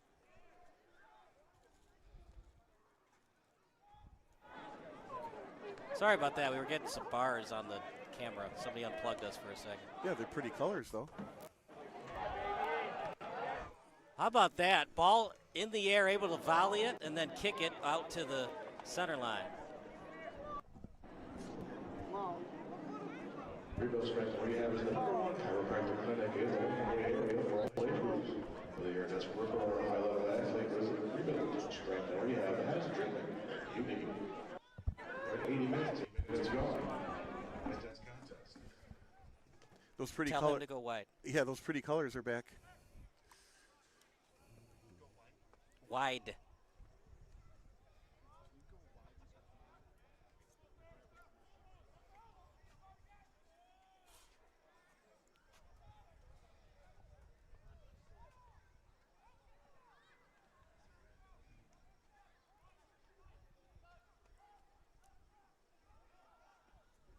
in the 82nd minute.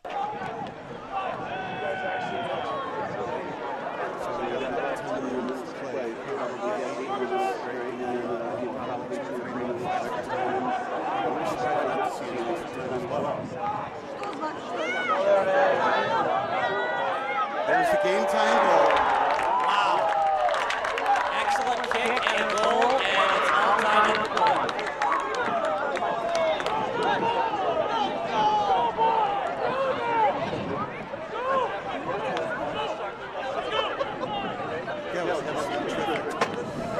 Offensive coordination on that pass. Took the ball out of midair, kicked it, never let the ball hit the ground, kicked it past the goal. Well, we are recording everything on the SD cards.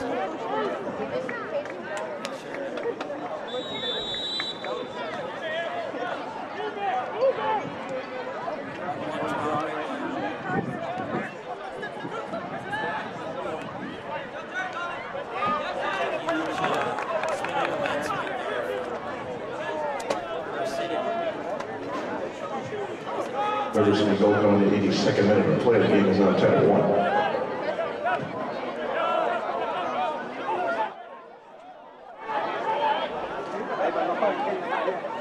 Shot. Far side.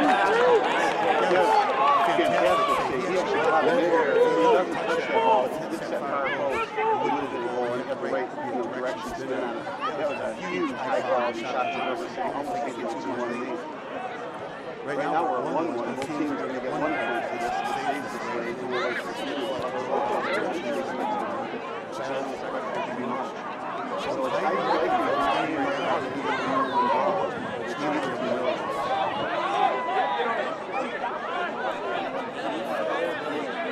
Steel City recover.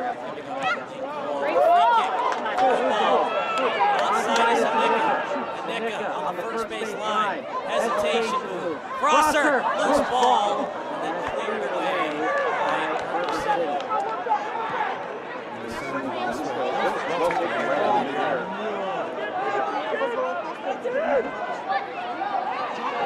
Hesitation shot. Down move.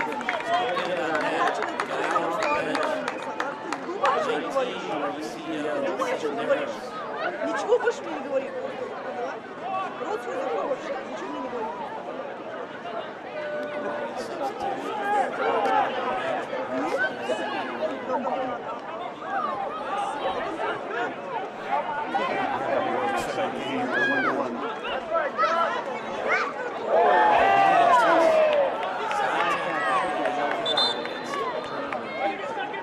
Ill-advised.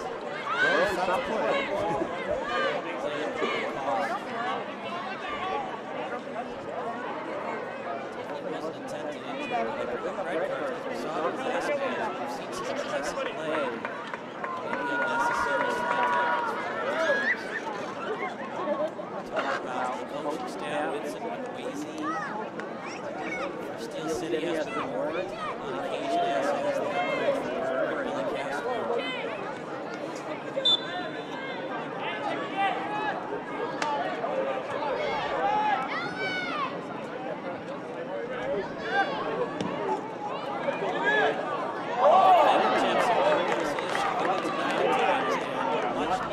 Steel City SC, brought to you by our Super Yeah, if he grabs it, it's essentially a goal kick. He has possession, went off his fingertips, and these goal kicks, corner kicks, I'm sorry, can be danger. Now right-footed kicker, so it's going to curl toward the net.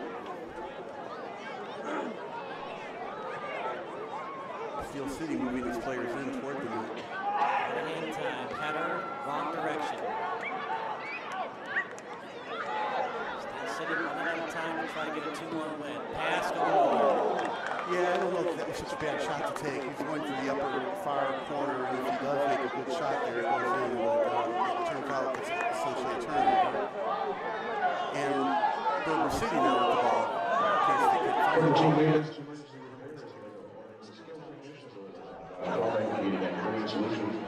Residential and commercial clients alike. Omega is your trusted partner for all your home and HVAC A needs. little unnerved here. They want the ball. They want to do more than just tie it 1-1. Steel City would like to invite everyone to the field at the conclusion of the picture and autograph session with Steel City. Autograph cards will be handed out at the conclusion of the match. Cardinal Transport has been a trusted leader in the trucking industry since 1976, offering owner-operator lease, dispatch, settlement, and safety programs. Cardinal Transport is committed to empowering its drivers with the best support and resources. As that goes out of bounds. Yeah, it's going to be another corner kick, and Berber City took that one upfield really quick. I think that Steel City, you just feel like maybe they should have been marking their players just a little bit more, and they could have prevented that ball coming all the way upfield, and then therefore this corner. But yeah, I got to say, that's like the first bad thing we've said all day about Steel City's effort in this game. All right, here we got the corner, left-footed kicker. Again, that's going to curl towards the net. They should be aiming for a high, far post. Up in the air. Off the foot, and possible push, no call. His hands go up like, what did I do? As that's headed out by Steel City. Yeah, he was pushed. I'm glad there was a no call on that, not just because of Steel City, but I mean, I don't like it when there's a penalty out near the edge, right? And then that penalty shot changes the game. If there's a penalty, it needs to be a worthwhile penalty because it's a 1-1 game with what, 5 minutes to go, 3 minutes to go? Another corner. Too far. That time it's just a back somersault, no push. Because of that injury, we might have 5 minutes of extra time. Right now we have 87:38 on the clock. I don't think there'll be much extra time. You'll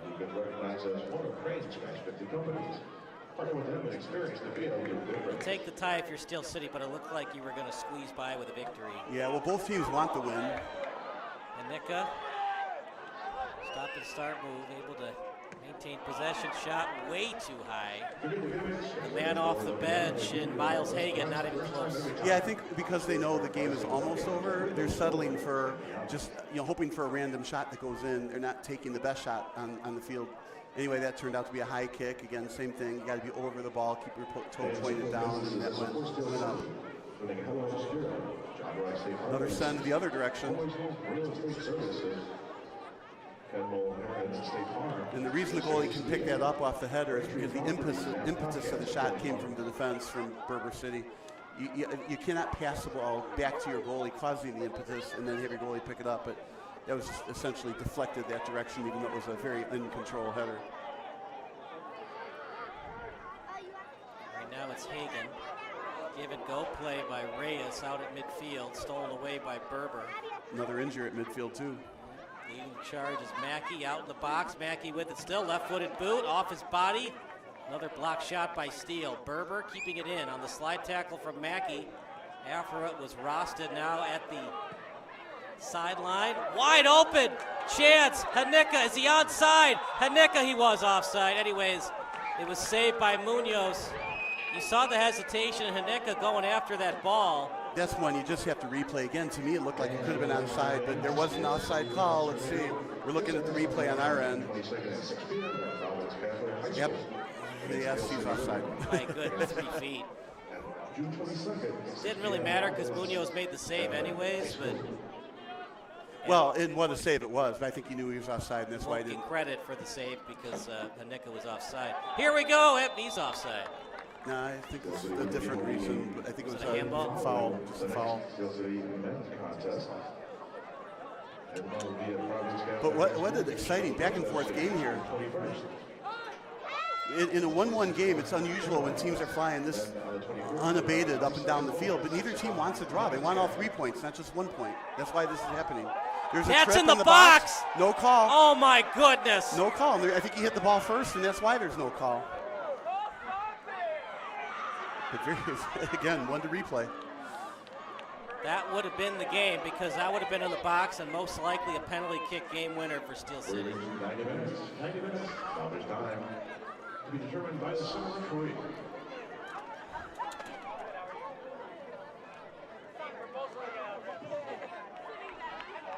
So we're at about the 90-minute mark here. So the question is, how many more minutes did they add? We can't tell from here. It's not like they use sign language or hold up 3 fingers, but we're going to guess 2 or 3 minutes. But what a wide open game with 5, maybe 8 minutes to go. Both teams desperately trying to get that extra goal. You look at it on replay. The Hanika pass. He was just starting to fall down. He's going after the ball. He's starting to fall down before any contact is made. I changed my mind. I like the no call by the ref. So no free throws for SGA on that?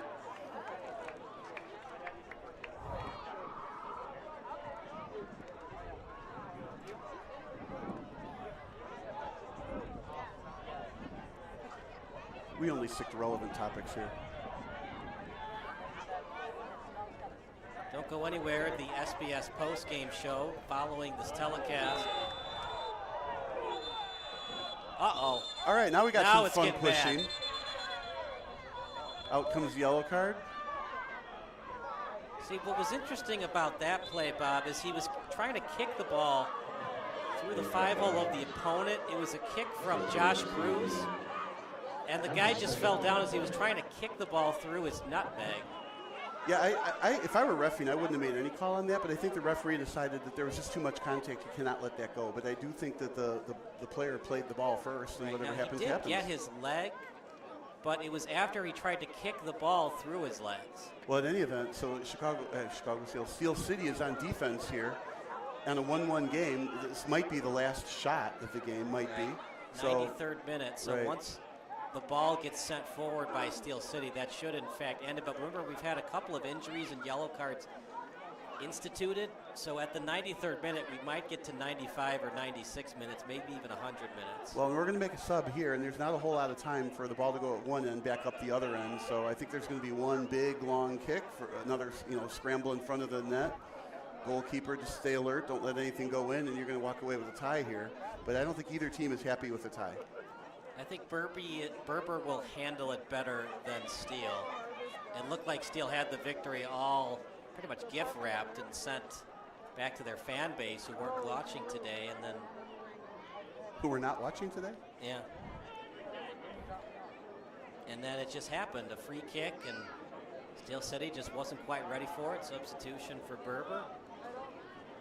And here we go. We talked about at halftime, Steel City actually outshot Berber, though it didn't seem like it. Up in the air, Koscheck, and that was a real nice catch in amongst a lot of traffic. And the refs making sure no more back talk to both players. Another yellow card. Kind of reminds me of a hockey game where you're protecting your goalie. And they're going to let Koscheck kick this ball. Now, will they let Steel City play it once it gets retrieved at the midway line? Yeah, I think my opinion is that this kick will go away and it'll stay at midfield, and that's about going to be it. But we'll see.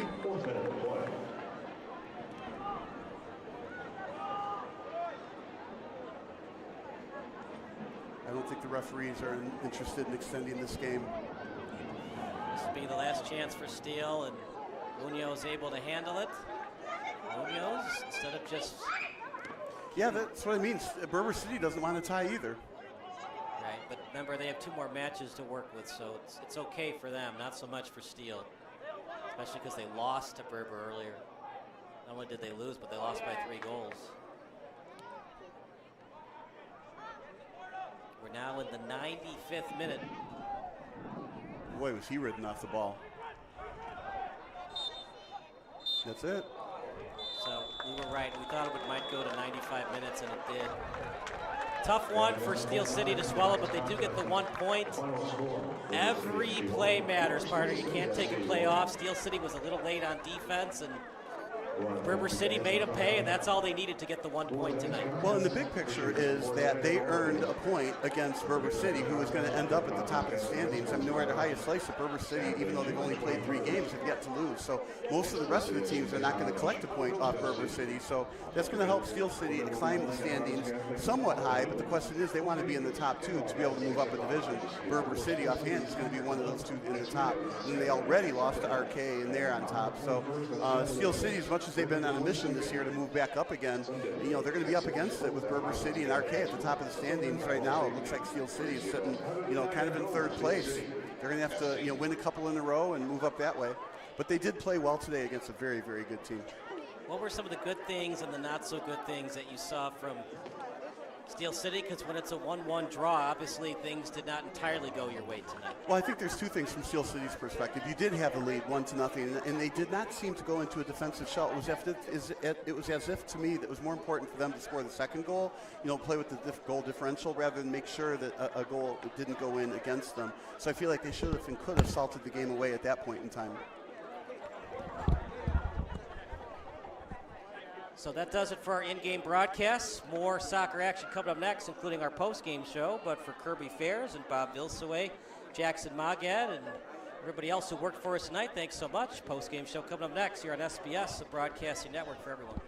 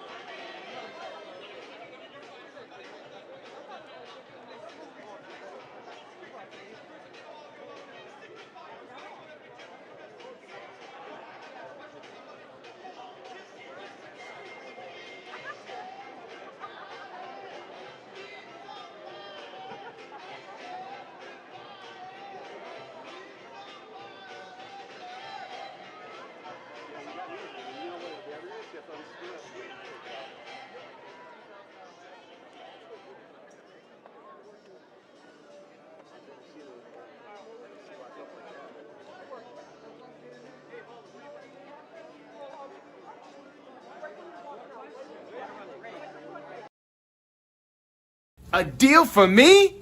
A deal for everyone! 17 East Van Buren Street, Joliet, Illinois.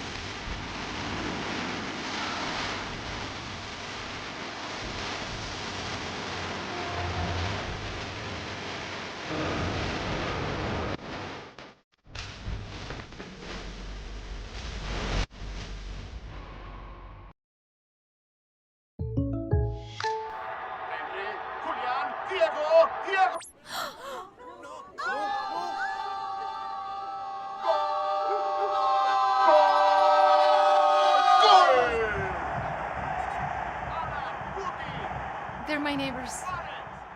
Come on in, guys. Bringing fans together. State Farm, official sponsor of Liga MX. Like a good neighbor, State Farm is there. Illinois' top-ranked orthopedic and spine practice, Midwest Orthopedics at Rush, is now in Joliet. See a world-class specialist close to home. To be your best, see the best.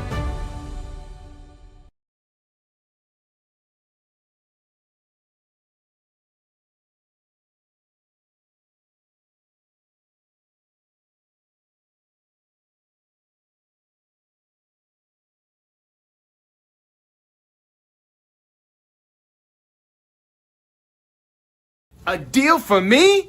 A deal for everyone. 17 East Van Buren Street, Joliet, Illinois.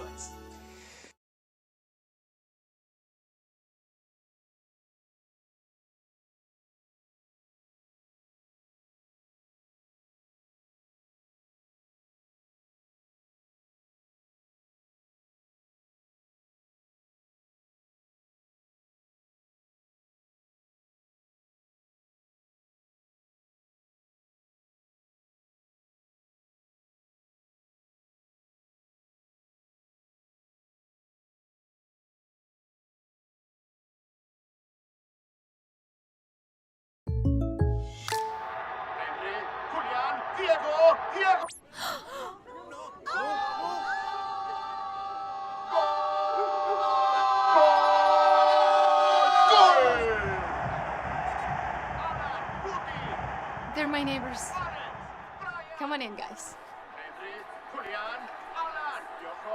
Bringing fans together. State Farm, official sponsor of Liga MX. Like a good neighbor, State Farm is there.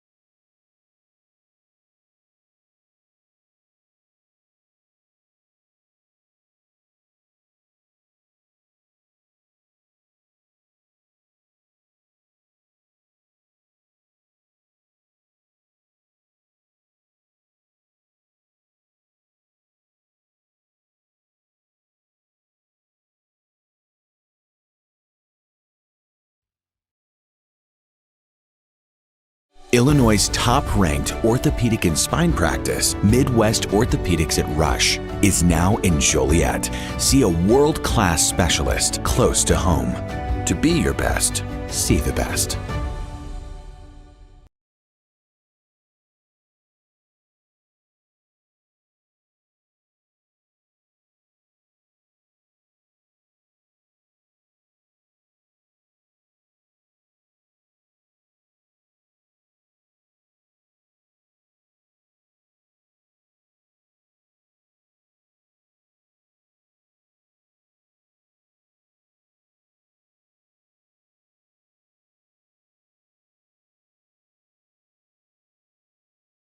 A deal for me? A deal for everyone.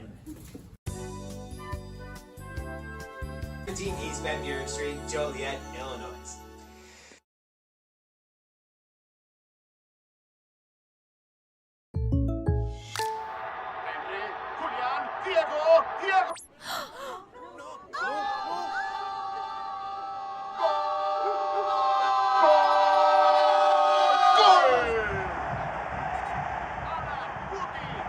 They're my neighbors.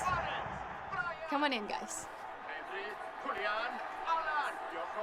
Bringing fans together. State Farm, official sponsor of Liga MX. Like a good neighbor, State Farm is there.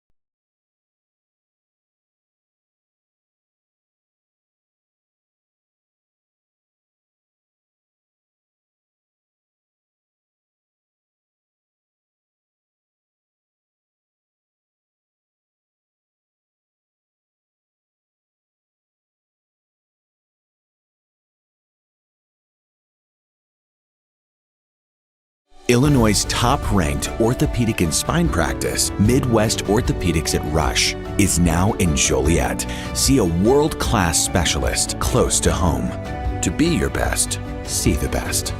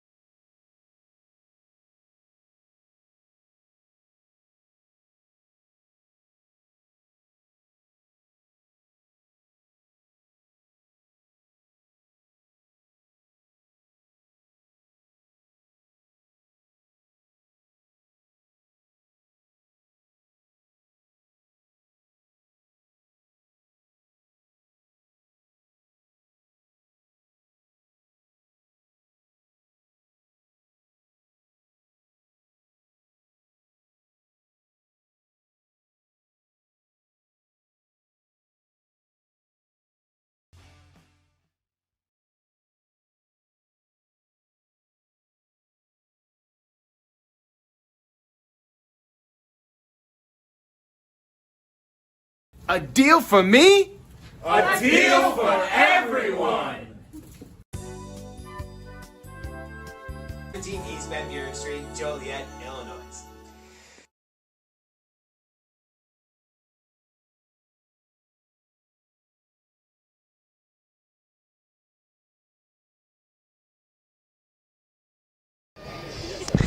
Welcome to the post-game show brought to you by Ozinga. I'm Kyle Smith. Welcome to the post-game show brought to you by Ozinga. I'm Kyle Smith along with the SBS Man of the Match and Jake Lysick. A tough 1-1 draw tonight, but they do get the 1 point tonight against Berber City. You knew what it was going to take to possibly get the victory tonight. You had the lead, but a nice free kick from them to get the equalizer. Yeah, you know, it was a tough battle all night. It was back and forth, especially in the first half. We thought they had chances, we had chances. So maybe it was a result in terms of a tie is a fair result for us. We lost them 4-1 earlier in the year, so come back and get a point is definitely a positive, but leading 1-0, you hope you get the 1-0 win and get out of here, but it is what it is, you know, so that's the game.